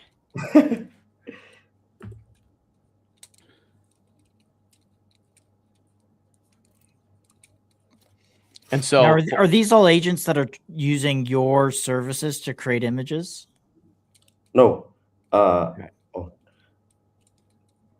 For images, yes, because only Sona that listed on Orbit. So maybe Is that a good way to scale? Do you think is like yes, you have an agent launcher? So okay, now I understand. You have an agent so launcher that uses your like okay. We have our own reseller. Yeah, gotcha. So in here, so there is like a marketplace of agent resources that we have. So we have our own partner agent resources, which is ourselves, and then there's Highly agent, and there is Good Fund in here. And we also listed marketplace from facilitator like Rel AI, and then the AI in here. So like for user, we'll cut a lot of library of services that they can put in their own agent, something like that. Got it. Okay. Interesting. Any other questions, Dom? No, IBAM, I appreciate you coming on. I think I have a good Yeah. idea of what you're building here. If you just want to leave us with next steps and kind of the roadmap to leave the people with something to look forward to, that'd be great. Yes. So for the next step, actually, we want to build this orbit is more on retail friendly. So how can we make the creation as simple as possible, and also how to earning it will be more retail friendly, because right now it's like more in the agent e-commerce that most people doesn't understand for now. So we want to we're still working on it to build orbit more retail friendly. So that's our next step. All right, sweet. IBAM, we appreciate you coming on and giving us the full breakdown. I know there's been a lot of people excited about Zona and kind of trying to understand what you are building here. So I think they can confidently leave here with a better idea. So we appreciate you coming on. Thank you for having me. Bye. All right. Yeah. Bye Chat bye. soon, IBAM. Peace. All right. Very simple business, but it's like it was. And guys, we were asking a lot of questions because it was almost like so simple that it was wanting to understand it. Like, what's the missing door here that we haven't found yet? But yes, simple put. They pay per use AI, and the secret sauce is how they're serving up those requests. And I guess if the system works, then you're kind of like standing in front of the AI labs collect. I mean, they get the token cost, but they're not getting the customer. So. Yep. Okay, cool. Well, I'm pretty much good. I will just tab over to this real quick. That was a good day. I think we got a lot of smaller underground projects on. So like, hopefully you got some actionable alpha from some of this. I was really a fan of Easy Data. I think there could be something there. 2.5 mil is hard. So maybe secondary will be a better play. If you liked it a lot, maybe buying some on the raise, some on secondary if it makes it. But let's look at this, Josh. Clued is doing really well. Clued is one we've had on the show before, and we've talked about their memory system and like how they're actually basing this model off the human brain. They recently dropped a new model and update, and this has been received very well. $2.8 million market cap. It's just candling up. They've done 610K in volume. I mean, just today alone, really, it's done 125%. So shout out if you got Clued. Clued was one of the few. And yeah, I don't want to come on here and sound like, hey, we brought this to you guys early, and we could say that about so many projects. To be honest, we were the first to stream Clued. Yeah, but we could say that about a bunch of different projects. Fact of the matter is, we're not in most of them. There's very May few 11th. There's very few that I actually look at and like. And look, May 11th, like literally the exact bottom. Yeah, March 31st, actually. Oh no, that's when he was originally on. But yeah, March 23rd. March 31? No, March 23rd is when he was on. So right around here. So from this point, it's up 240%. Yeah. We had him as well right here at the Pico bottom, which is also up 370%. He was also very charismatic. I wasn't on that stream, but I think I did the notes for it. He was seemed really nice. Yeah. As I was saying, we did this interview, and there's not a lot of projects we actually position in or get excited about. I will say he had a really interesting approach to it, basing the memory system off of the brain. He seemed like a very charismatic guy. He won the Pump Fund Hackathon, and this was one of the few. And again, like I don't want to sound up here and be like, oh, I could see this coming, because I don't have a crystal ball. But this is one of the few that was actually investable, I think, out of everything. And actually unique and interesting. So shout out Seb from Clued, I believe is his name. And what they're building there, doing really well. 2.8 million. Let me cover their update real quick so you guys can see, because I believe they did something with like CME. I'm not even going to guess on it. I saw their update, and he's talking about it more today, so maybe that's what's fueling this pump, almost certainly. Where is it? March 23rd or here? No, it would be Seb that actually tweeted about it. Where is it? Okay, 3 hours ago, this was published. The Missing Memory Protocol, PMP, the roadmap for tokenized memory. I'm going to actually zoom out so I can get through this quicker. The open standard for AI memory, portable, private, personal. We understand kind of what they do. Let's see what's new here, though. The current AI standards, we've seen this. why tokenized memory actually is. We've talked about this with them. The Trojan on-ramp, corporate first. Corporate KYA contracts are already cash flowing the business. Know your agent, by the way. Hallucination. Okay, we know all this stuff. Why omnichain and expansion to base? Okay, this is it. We know base is running right now really hard, and I think this is what's probably pushing it. So they're going omnichain, and they're expanding to base. Interesting. I wonder what the non-compete clause looks like for this Pump Fund hackathon. Clearly, I guess there must not be one. X402 works because stablecoins are already omni-chain. USDC settles on Solana, Base, and Ethereum. The agents pay 0.001 cent.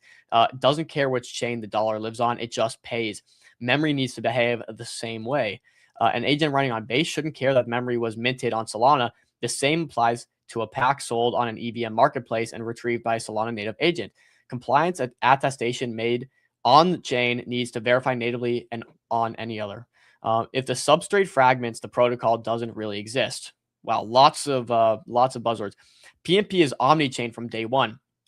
Solana handles compressed NFTs at roughly 0.0001 cent per mint. Base handles EVM native enterprise integrations. More chains come online as providers ship them. We are also exploring working with various partners on Base, so it only makes sense to provide access to the ecosystem as well. No bridges are required. Verification works through signed Merkle proofs. The specs. Blah, blah, blah, blah. So I think, and then you can talk about architecture. So if you want to learn more about PMP, this is going to be the read for you, and what it actually does and how it helps, which we have them coming on next week. So we'll dive into this. Token economics. So I think these are the things people want. Base is huge, popping off. I think that's what's kind of pumped this thing. And then the token economics, rental and staking. Sweet. This is not too long. Let me get through it. Memory differs from a transit transaction. It's durable. It gets more contextual and more valuable the longer it's used. Pricing it like gas misses the point, but works at scale. Rental fits much better, even in the beginning. Rental access. Agents pay to use a memory or a pack for a session, a query window, or a subscription. Users pay in stablecoin or fiat via X402. The provider keeps the meter, and the asset gets referenced rather than transferred. Provider staking. Providers stake clued to participate in the network. Okay, this is where we've seen this mechanism before. Providers have to stake clued to participate in the network. Bad behavior gets slashed, where bad behavior means serving stale, fake, or unauthorized memory. Okay, so if you're doing something against the protocol, you're gonna get slashed. Bad actors lose money. Good behavior earns rental flows. Pack royalties. Royalties travel with the token itself. Original publishers earn on every relicense. Every happens on chain with no middleman. Attest at the premium. Compliance attestations are the high margin enterprise sales with software style margin and enterprise scale annual contract values. Clued is a network's intelligence currency. Users pay in stablecoin or fiat. The blockchain stays invisible. Underneath the protocol swaps those payments into Clued. Providers rent, staking rewards, and pack royalties all settled in Clued. Okay, so Clued is the engine here. People can pay with USDC, pay with whatever they want to, but on the back end, it's swapping and going through Clued, which is exactly how it should be. Provider rent, staking rewards, and pack royalties all settled in Clued.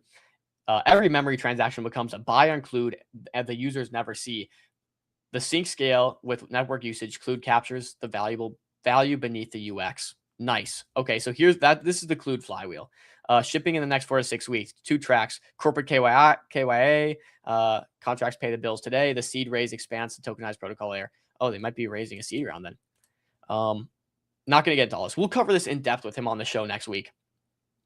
But this is a long thing, so we're not going to read through the whole thing. But great update. Great update. PMP seems to be the new thing. They've integrated the token into the business in a big way, I think, through this flywheel. And now it's all about scaling and expanding into base. So that seems to be the reason Clued is pumping, but it is pumping 118% on the day. Congratulations to the team on there. I mean, again, we've covered this, I think, in depth quite a bit now. So good to see them succeed. Very technical stuff, which is why it's like you can go ahead and read an article, but it's really nice to get Seb on the show to break it down himself because he does it in a very tasteful way, I think.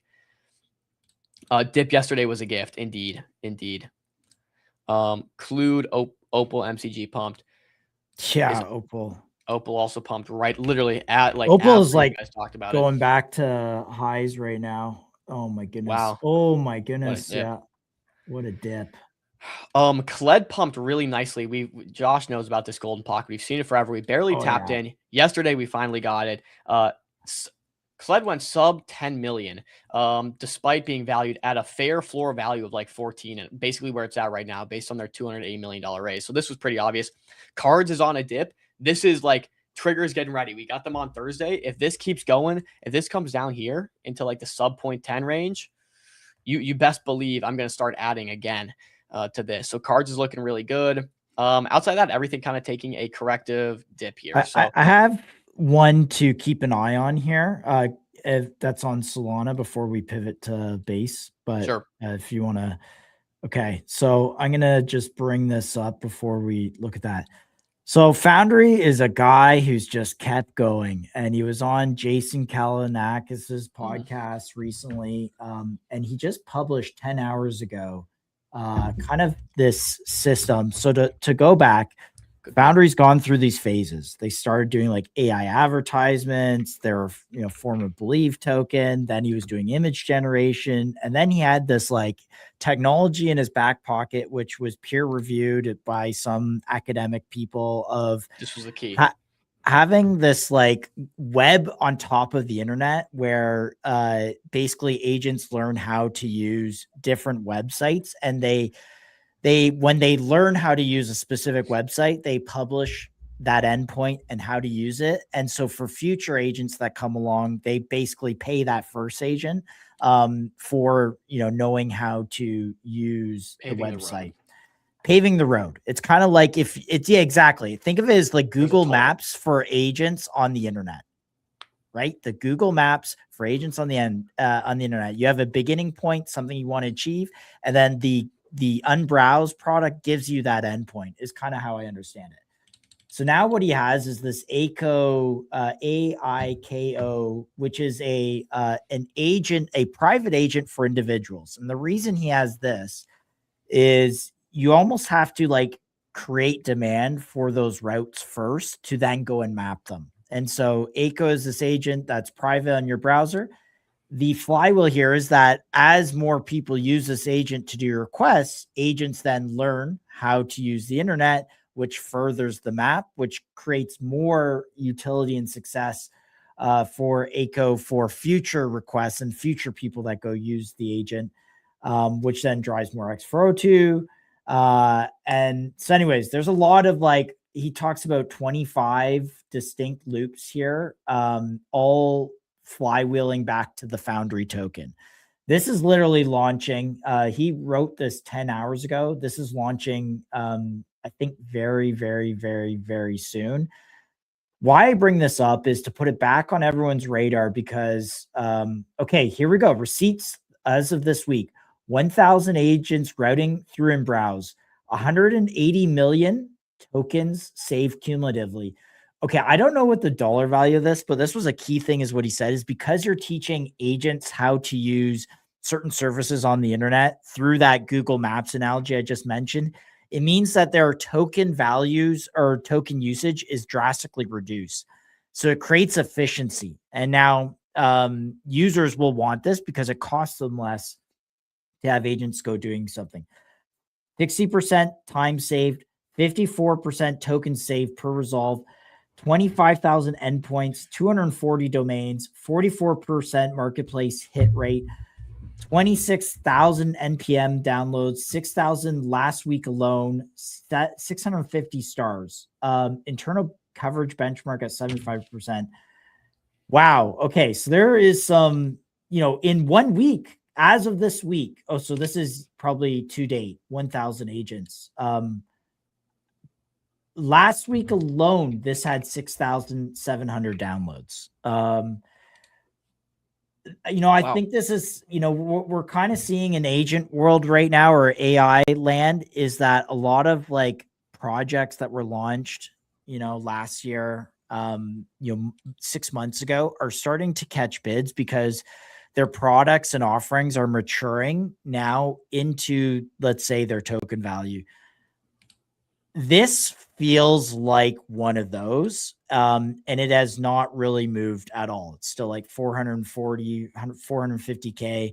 I'm pretty sure there are some, like the former Belief Capital guys own a bunch of this. The Foundry, I think Lecht owns like 30% of this himself. Like, you know, and then there's this like staking function. All of it goes back to the unbrowsed token. If you go read this article, you guys can go read it. It's pinned on his profile. I don't know if this, you know, it seems like there's some there's quite a bit of product market fit here already. Just one thing to let's just keep an eye on this. Obviously Kalinakis seen something here. I don't know how he got on there. Like, I can't remember that story, but like, you know, let's just keep an eye. This is a great shout. I have not been following Foundry really closely. I talked about this yesterday in a tweet, and I kind of just want to retouch on this. CT's gotten extremely doomer on crypto, and I think they're completely wrong, right? Because why are you being doomer when we have funds like A16Z coming in? I made this long post. The crux of it, and you can see right at the top, how do you price an asset that could redefine an entire industry with a TAM that's impossible to calculate? In the past, this is why we've seen so much success for like layer ones and crypto and blockchain in the early days. Shout out Daddy Duster, bro. We appreciate you, bro. You're a legend. And I'll answer this too, Pixel. We have Router coming on next week, I believe they booked for. So yeah, we will cover that as well in the chart.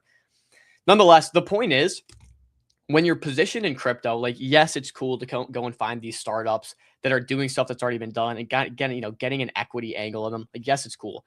But the real outsized returns are going to come from these blue oceans that only crypto can offer.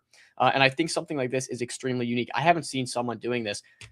The selling point here is it's extremely difficult to calculate. How do you calculate basically mapping out the entire internet so that agents can use it in the future for a much cheaper cost? And then, of course, the question becomes, if you can do this successfully, agents are going to choose the most optimal route.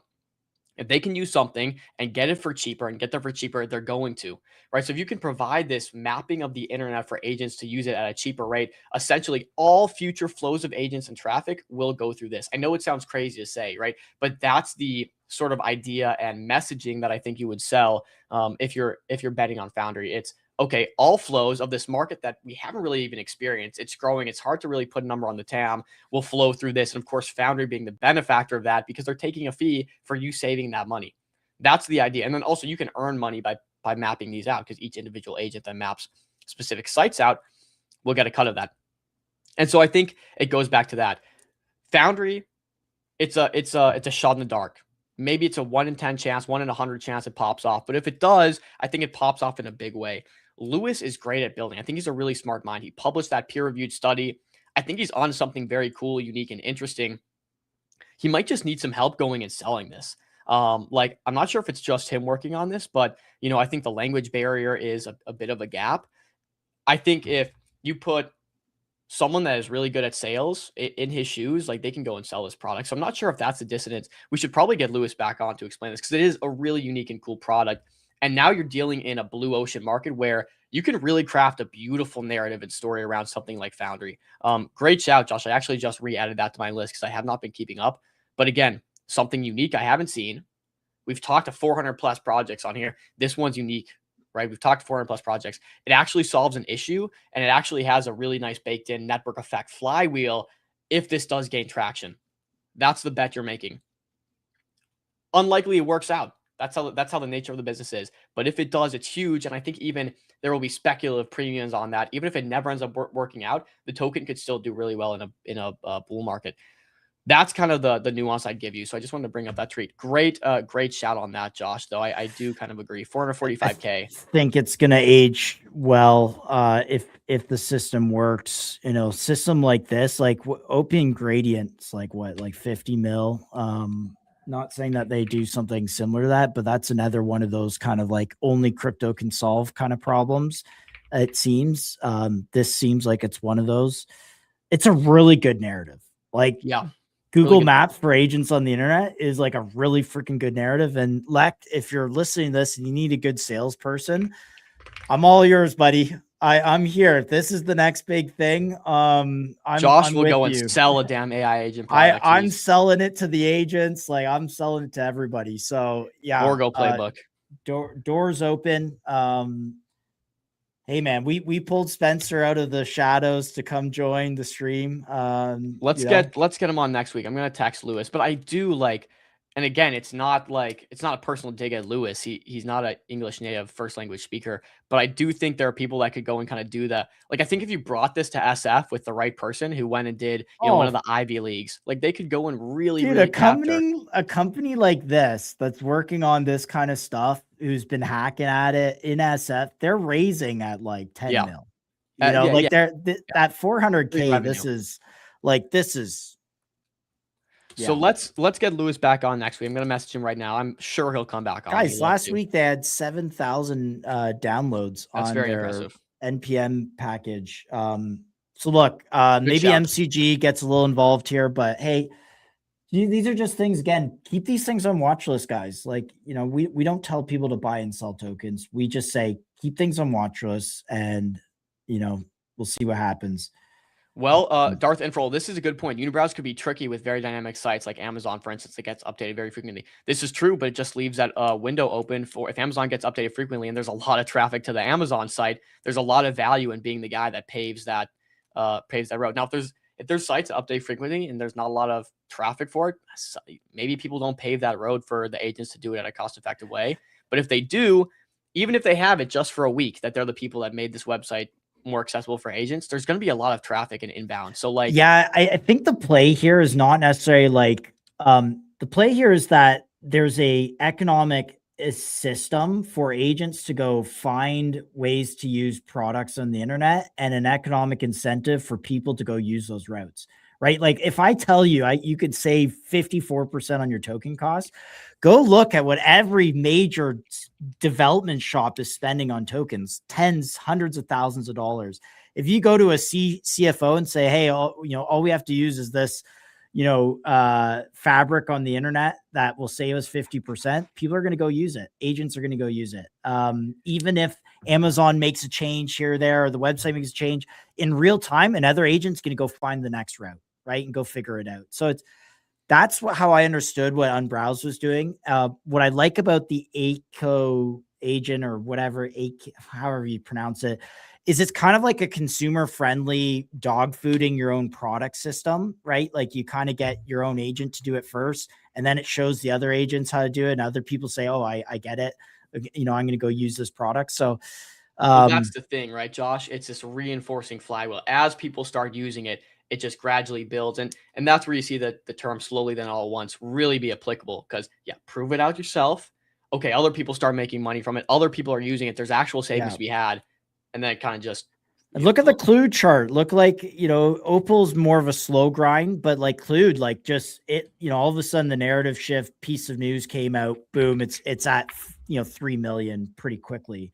And these are the type of moves that you can get on these types of things. It's like, okay, the market reprices it because they understand, the narrative. So something like that, could happen. I don't know if it will or not here. Like there's a lot of bag holders here in this, but if the people, at this point, people have sold if they're selling, but yeah, RR is about, 60, 70% to the downside. It's obviously zero, but 445K, there's still a lot of opportunity. I do think even without success, the narrative selling is enough to push this thing up. I, again, unfortunately have to go back to I think Lewis is an extremely good hustler. I think he's got a bright mind. He thinks really well. It's about, okay, he needs someone that's going to resonate with VCs and with buyers that can maybe explain it a little bit better. There's a bit of a language barrier. And he said they have to buy the chart. Who? VCs? Yeah. He said right here, this tweet by the Dave. Now, this is not him. This is like someone, but he says layer 1 Foundry plus Vault, non-chain treasury management to fund multi-year development instead of VC money. The Vault trades algorithmically. Okay, so wait, so none of that. Layer 2 ACO. I just want to know how they can hire. Like I want them to hire somebody to do BD specifically.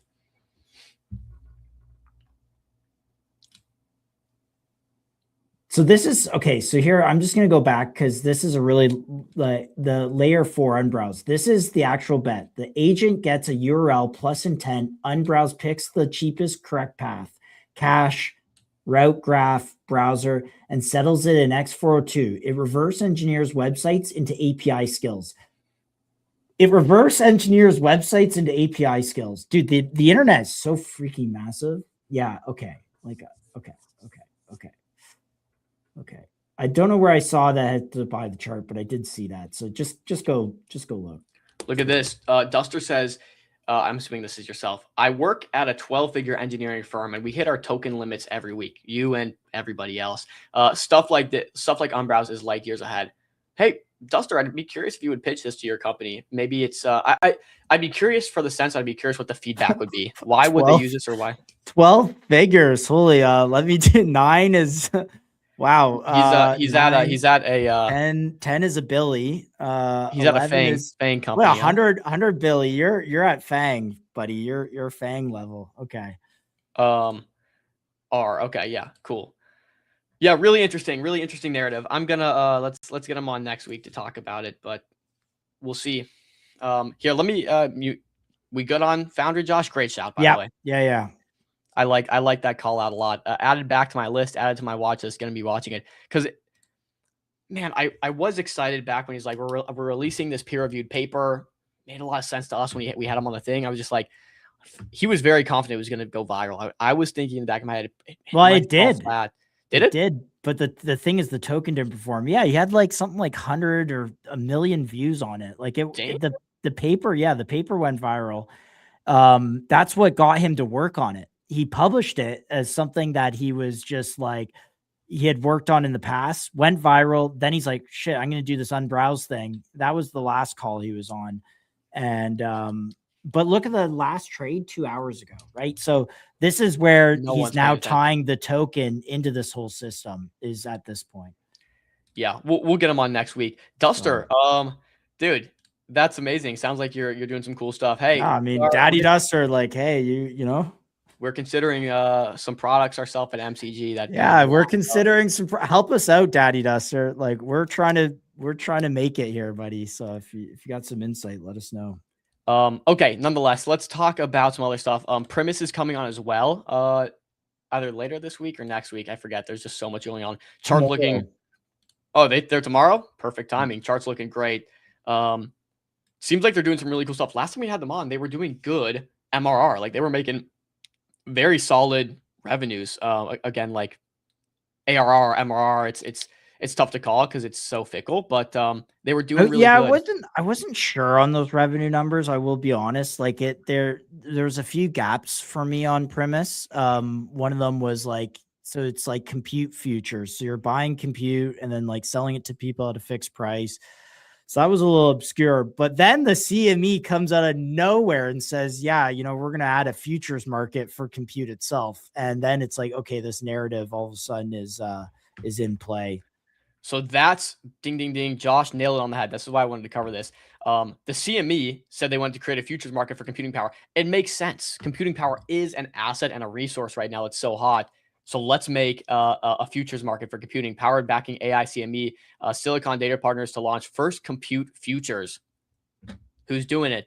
Premise. It's a pretty good beta. I think it's good narrative. And so you got to think about the inputs to compute. Obviously, there's the physical infrastructure of a data center. There's the chips and hardware itself. There's the energy costs, which is probably where a lot of this stems from. Is you know, you got to have a 1 gigawatt data center is the size of a nuclear power plant, a small nuclear power plant. So there's costs to getting things energized. So yeah, there's just costs, and there's demand and supply. And it's exactly. And why do futures markets exist? They exist in markets where you need to hedge and manage risk. And so if you think about corn, you think about, Kellogg's, they have corn flakes on your table. Well, their input costs are hard commodities like, corn and energy and et cetera. And so when they go, try and model their business, they're a big company. They got to model to shareholders. They need to hedge out risk those commodity risks in case, at the end of the year, there's not a big harvest as they thought there was going to be, right? So they might buy futures and use these instruments to hedge. Well, when you're running multi-million, $100 million training runs and you're using that much compute, yes, you're probably going to want some sort of, guarantee on profitability. Yeah, some sort of market that you can, lay off risk or speculate on upside in case the Strait of Hormuz closes and all of a sudden energy prices jump. So there you guys go. Yep, great take. Absolutely great vision and foresight on this by the Primus team. Truly very beautiful foresight on this. Remember, this is the team behind Bully, so they have a lot of experience in crypto. I will also say, though, there's pros and cons. Amazing foresight, they're positioned really well. How do they not get their lunch eaten by big institutional players that are, likely going to step in for this? That's the big question. How is traction been? How is, and we'll have them come and answer this stuff, but great foresight nonetheless. Crypto Jones, thanks for confirming. Yeah, between 100 and 10 million or 1 million views on the, all of my posts get between 100 and 1 million views for what it's worth.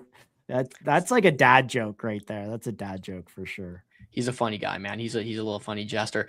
Okay, so lastly, I'll cover Litcoin. This is another one we had on the show, and I think you could put it in that uniquely interesting category. Yes. That you could put Foundry in, that you could put Primus in, that you could put Clued in.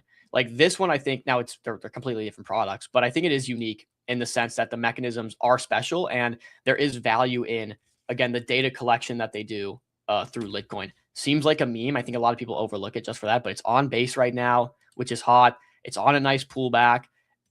The founder is exceptionally smart, and I believe he made it trading. He's a really good trader, so he doesn't, I think, really need this. They're bootstrapped as far as I remember, but really interesting stuff. I believe they also had sales in the pipeline already going through and stuff. I'm gonna have to go and re-listen to this Litcoin conversation, but I remember it being very good and sticking out as one of the few tokens I would buy in the month or 2 month period out of all the interviews we had. This was one of the few that stood out was Litcoin. So I would say keep eyes on that. 570K, a unique model. They have a very interesting way of sourcing data collection and what they're doing. And we just had a conversation with Easy Data on why data is so valuable. So eyes on Litcoin. I'm calling it here right now at 570K. I think it's probably a pretty good bet.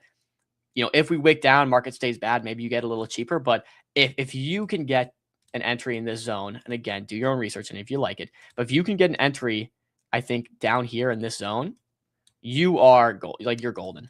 This is where accumulations happened in the past. This is where this massive dip got bought up. There's interest in the protocol. It's sustainable. Founder is really a Chad. I think that's your strike price, and that's going to be sub 400K for the most part. So you heard it here on May 13th, and not. Yeah, wait, we are in May. Oh, geez, we're already in May. On May 13th, 2026, at 2:54 p.m., Litcoin, good entry. All right. Josh, I'm good on charts. What about you? Yeah, I think we've covered it. Guys, if you have tickers, really quick, now's the time to drop something in. Take a peep at small modular reactors on Yell's free time, making solid progress. Yeah, actually, here in Ontario, not far from where I live, an hour's drive, there's the North America's first SMR project is well underway, if not almost completing. So the first small modular reactors are a real thing. Love it. Okay, there is one more thing I forgot to cover. Let's talk Pump Fun. Again, 50% smart contract. 50% buybacks written in a smart contract. They did about 2 mil yesterday in revenue, surpassed Hyperliquid. They're trading at 670K and a 1.63 billion FDV. There's a really massive gap. Again, targeting a smaller market than Hyperliquid. I'm not comparing. I'm not comparing it. Okay, you know what? This is a good. I'm glad you said that, Josh, because it doesn't matter if you believe it. It doesn't matter. The money is being bought back into the chart, whether you believe it's artificial or organic. 50% of the money is going back into the chart. So if they want to fake their numbers and hey, they actually didn't make 1.8 million yesterday. They only made 200K, but they're going and buying back $1 million into the token. Why would they do that? They're operating at a loss. It doesn't make much sense. I can understand the people that say they're faking it and they don't believe it.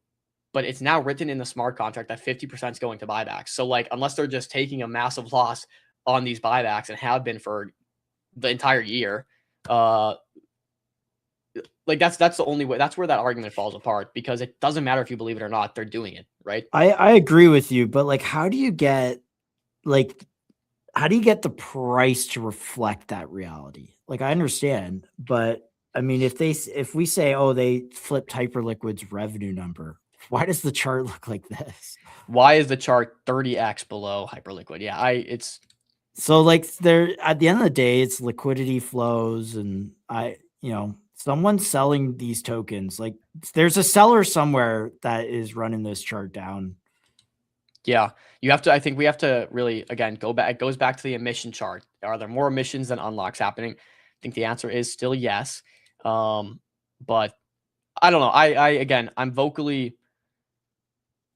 I like Hyperliquid more as a product than Pump Fund, but like undeniably, it's probably worth a bid in these ranges at 650 million, because the RR is like truly there. If they're doing $1 million a day in buybacks, like. Yeah, it thesis sounds great. Chart, you want to be buying a chart that looks like this, not one that's already kind of run up. But man, there's just some missing pieces here with this name that I just can't get over. Yep, and that's the case with many. And I think that maybe that's your alpha, right? There's a lot that's of the people alpha that like that, right? So, and that's the alpha. The tune will switch when you start getting these type of candles. Yeah. Tune will switch. Oh my gosh, it was so obvious. They're doing $1 million in buybacks per day, and they're trading 30x below Hyperliquid's like I know, ratio. and that's the trade I had too. I had that trade on in decent little size, and it ripped up, and then I round tripped it because I just believed the revenue was real, but for some reason just. Are you talking about this trade on Pump here? Yeah. Yeah, it's that second dip is where I loaded it up, and then it absolutely just sent. Yeah, if you go back to our August streams, you'll see I write a bunch of notes about it. But this is where we talk about this. We talked about this yesterday. This is where you see a change of character in the chart. Look how violent these downturns are versus here. We can see supply has slowed down quite a bit.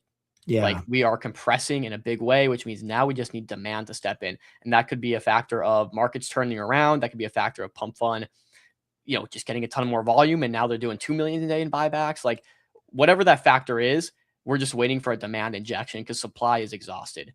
Clearly. I mean, we've been in a range of 34% for 100 days. We've been in a 34% range in 100 days.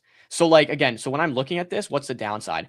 Okay, we've been ranging at 34% for 100 days. So maybe it goes down to the lowest point in the last 100 days. Even then, my downside becomes 25%, 30%, 50%, like 50% on one of the top revenue generating protocol. My downside is maybe 50%. What's my upside? 10, 20, 30 billion.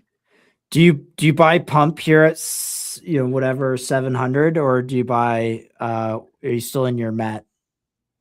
Oh no, this is not a one or the other situation. This is I'm completely still in my Met with size. And again, same situation. Like, we've completely consolidated, and Met at 86 million is criminal.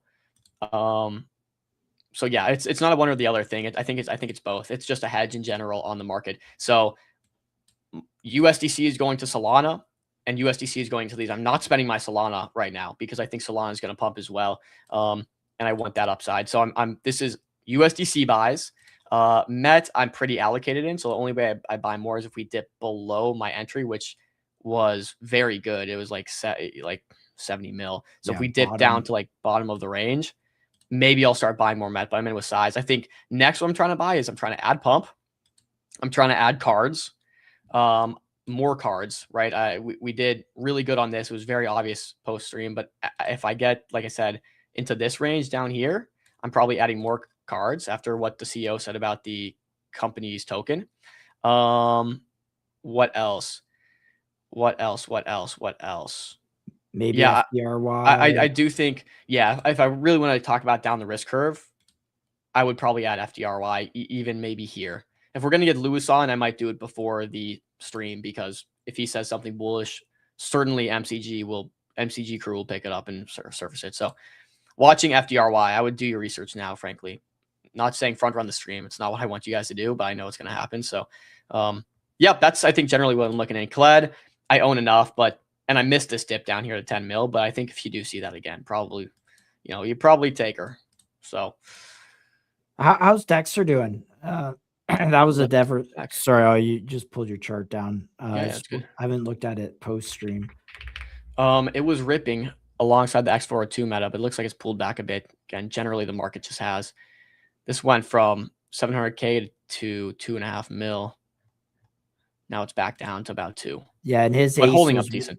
Was 1-to-1, so 1% or in the ace run that they're doing, 5% of tokens equals 5% of equity.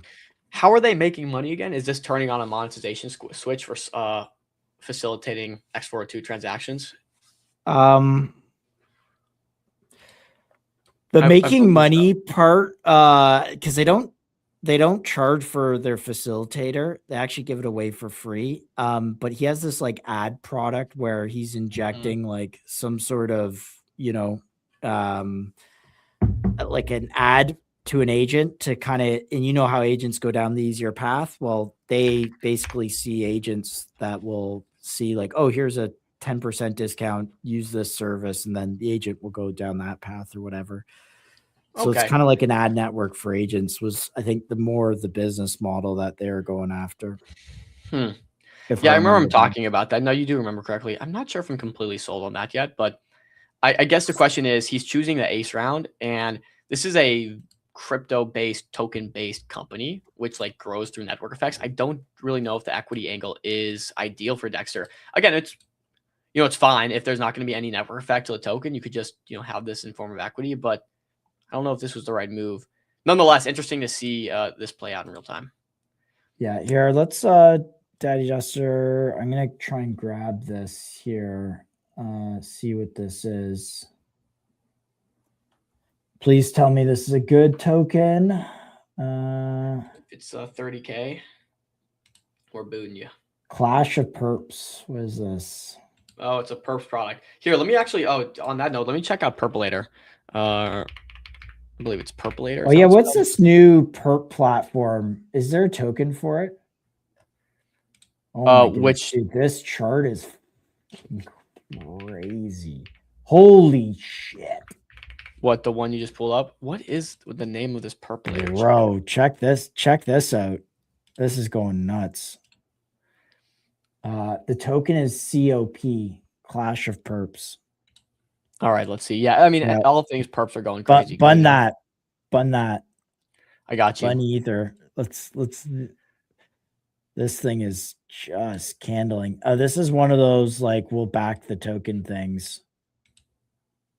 Oh. Okay, so someone launched this on behalf of them, and they're backing the token. TLDR for us by chance, Duster? Yeah. Let me see. I got the article up here. Okay. Here we go. I'm gonna throw it. Beyond just this being a perps deck and then the market just kind of pricing a premium on those types of products. Let's see if there's anything here. Okay, so we chose to support the community token. So it looks like it was launched by someone else. Today marks a major milestone. Clash of Perps is the launch of COP, the first token behind the game that has already changed how people think about perp dex trading. I think this is kind of, games that are using perp decks. I think there's something interesting there. We built the first real game where you're actually trading volume on leading perp dexes directly powers empire building, PvP raids, and competitive progression. Dom, remember when we were at the they were doing this at the base, or we were right. So when we did the EZA hackathon, guys, we were right beside Coinbase's pavilion, and they had like some live trading competition going. Now, I don't think they were doing leverage, but you kind of see this like low tie-in between GameFi and perps trading a little bit. Yeah, which I generally don't think I'm bullish on. You've seen even people do the games where they push out these dots and it just kind of like hits it. I don't know if I'm super bullish on this stuff, to be honest. Also, the tap trading or whatever that is. Yeah. I mean, charts again, like charts crazy. If you caught this before they announced the endorsement, or like on the announcement of the endorsement, dude, I mean, big ups, right? But I just don't think I'm very like gambling perps meta is probably not really what I love. Also, like chasing betas and perps is really risky. We've seen this happen before. Remember, there was a perps meta where we had what were some of the names of the products? We had a whole variety of perps products pop up on Solana because people were trying to find the native Solana perps platform. I think this was around the time Binance had their perps platform pop up. Whatever, all of them died. All of them died. It's you know, it's a tough business. So don't get too caught up chasing betas because you could, you know. On that note, though, Purpleator is one I do want to talk about. I want to, I'm just really quick. I'm just trying to find a little bit of gameplay here. See if I can see what the experience is actually like. Yeah. Okay, let's see. I'm loading this up for you guys. Okay, it's apparently downloading the game. Okay, it's a little sketchy. Let's see. Loading the world. You're downloading a game right now? It's just, I mean, I think they're downloading into like okay, so then I can choose. Downloading anything. No, I didn't. It's just so here they have like different perps across Aptos, Arbitrum, Monad, Solana with Phoenix, Base, and Pacifica on Solana. And okay. Oh, I don't really want to sign in. Man, just show it to me. Like, just show it to me. Okay. I mean, all they're doing is they have some sort of game thing. You basically run volume through it. They probably get the referral commission on the back end. It's just, think of it as like another front end. If they had the liquidity pools like natively, and kind of some of the infrastructure may be interesting, but it's just like some gamified front end. And this is just euphoric off whatever. Need to see a little bit more there. I wouldn't chase this. I would definitely, my personal opinion, wouldn't chase it. Well, we don't want to make you broke, Rodney. Hopefully hopefully some of this stuff does the opposite. So always, you know, execute proper risk management. Don't ever go all in on one, you know, no more than 5-10% of the port. You know how it goes. You know the conversation. Let's talk about Purpleator though. I have Purpleator that I'm going to do router because I believe someone, maybe Duster, asked about router, Soul Router, which we have coming on. Purpleator is doing well. It's bounced to 1.4 million. This is doing well because Tolly's been very actively, or is it Murder? Yes, Tolly. Tolly's been extremely involved in this and the development of this. He had calls with the team. Essentially, a while ago, he tweeted out a vision for a perps platform that he wanted built. He had no technical expertise, and someone started building it. He has since like supported this in a big way via retweets, via conversations. So I'm not sure how bought into this he is, but he really wants this to win. And so it's kind of like his choices. It's like a beta for Tolly's perp platform. 1.4 million market cap, which seems kind of low for like that, I think, relationship and how closely I'm seeing they're working together. This has been around for a long time. This actually popped up during the last perp event I was talking about. But yeah, I'm going to tab over again, trying to get them on the show. So go ahead and spam them, ping them, all that good stuff. But permissionless perp futures on Solana for any token with a DEX pool built on Tolly's open source engine. Any token with a DEX pool. So it looks like this is perps for, you know, if you can go all the way down the risk curve. Outside that, I don't know much. They got this wait list. You know, Tolly's been very active with them. Let's see what they have to say about this. Where does he talk about this? Here it is. Mainnet Bounty V3 is up. OX Squid, which is the founder of Percolator, and team had found a couple of big brain bugs that should be fixed. So again, Tolly's directly talking about them. They had a call not long ago. It's got 40K views. What else? I don't know. It just gets interesting to see that there's so much close support with Tolly and the Percolator team. And you can see they hopped on a call. I'm trying to find where that was, but I digress. Where's the token? What's the token valued at? 1.4 million. Yo, you know how cooked our market is? Is that you have like right? Something with Tolly directly collaborating on it, and it's only trading at 1.4 million. That's unbelievable. Yeah. And you know, I don't know how directly the collaboration is. I know he's got this product. I think he's like talking them through ideas and stuff.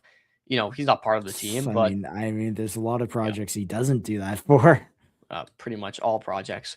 So yeah, so this is interesting. If we're in the perp meta, he seems to have an affinity for this brand. So just keep eyes on it. I would, you know what? I don't even think I have it on my watch list, so I'm going to add this to my hot list.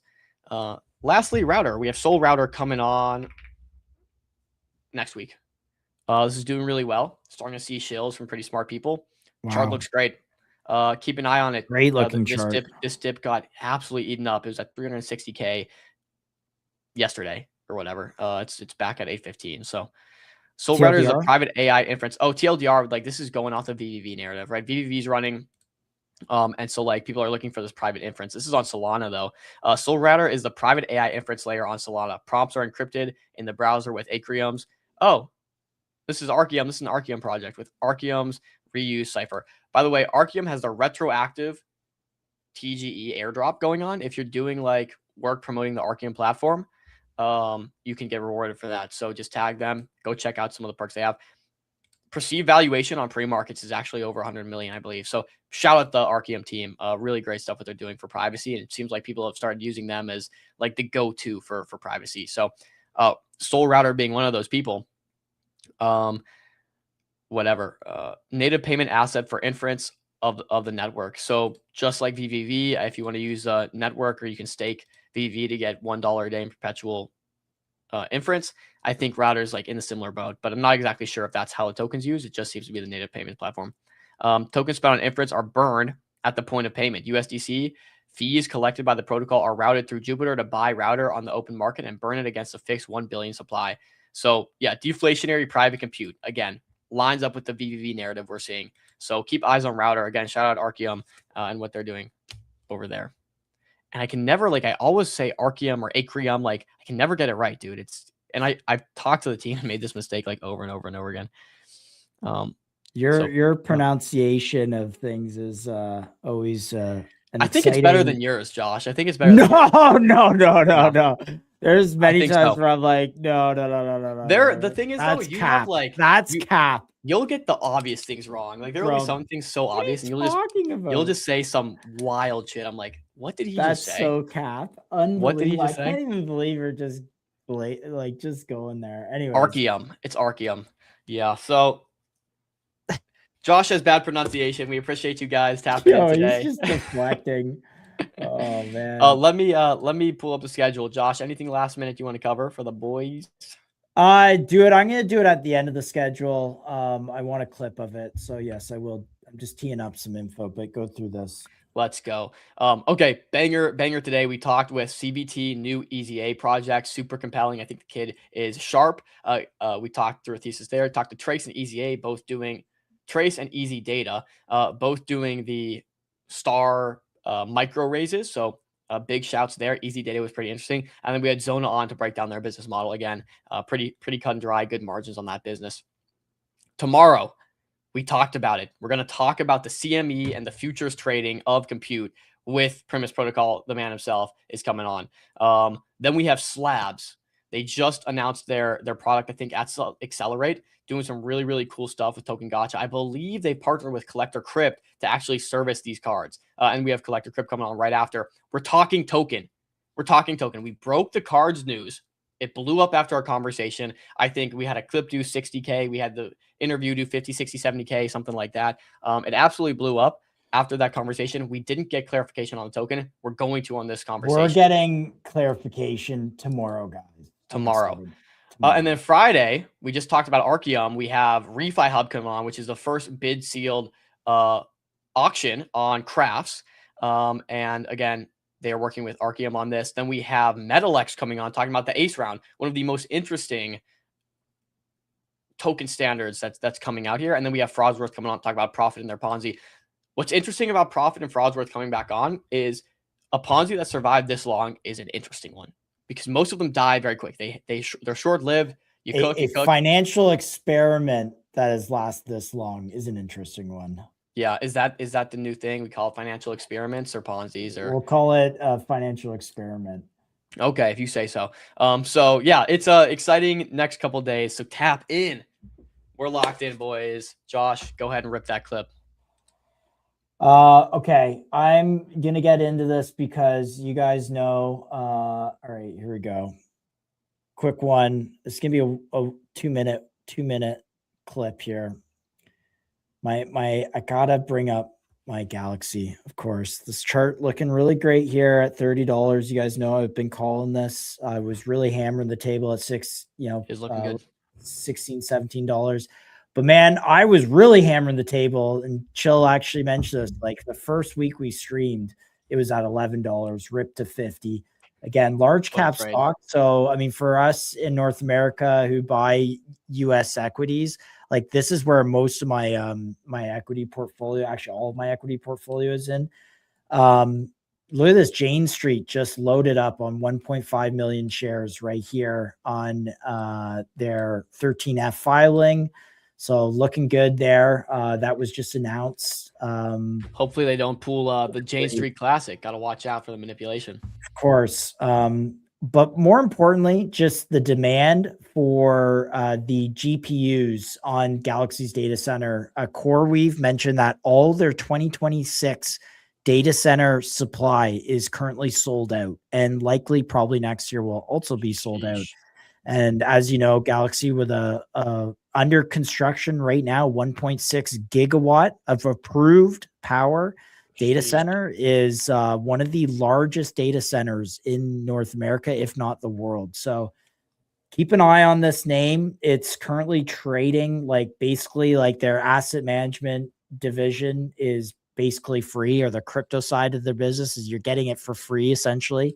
And it's just trading off what the data center would be worth here. So really like Galaxy. I think this is one where any dips you know, in my opinion, I'm a buyer on dips, although I'm fairly fully allocated to this already, but like the name. So there it is. I think SharpLink did a $130 million fund with them. That was the news yesterday or 2 days ago. And again, their asset management business for the DATs has gone from like $1 billion to $18 billion in 12 months.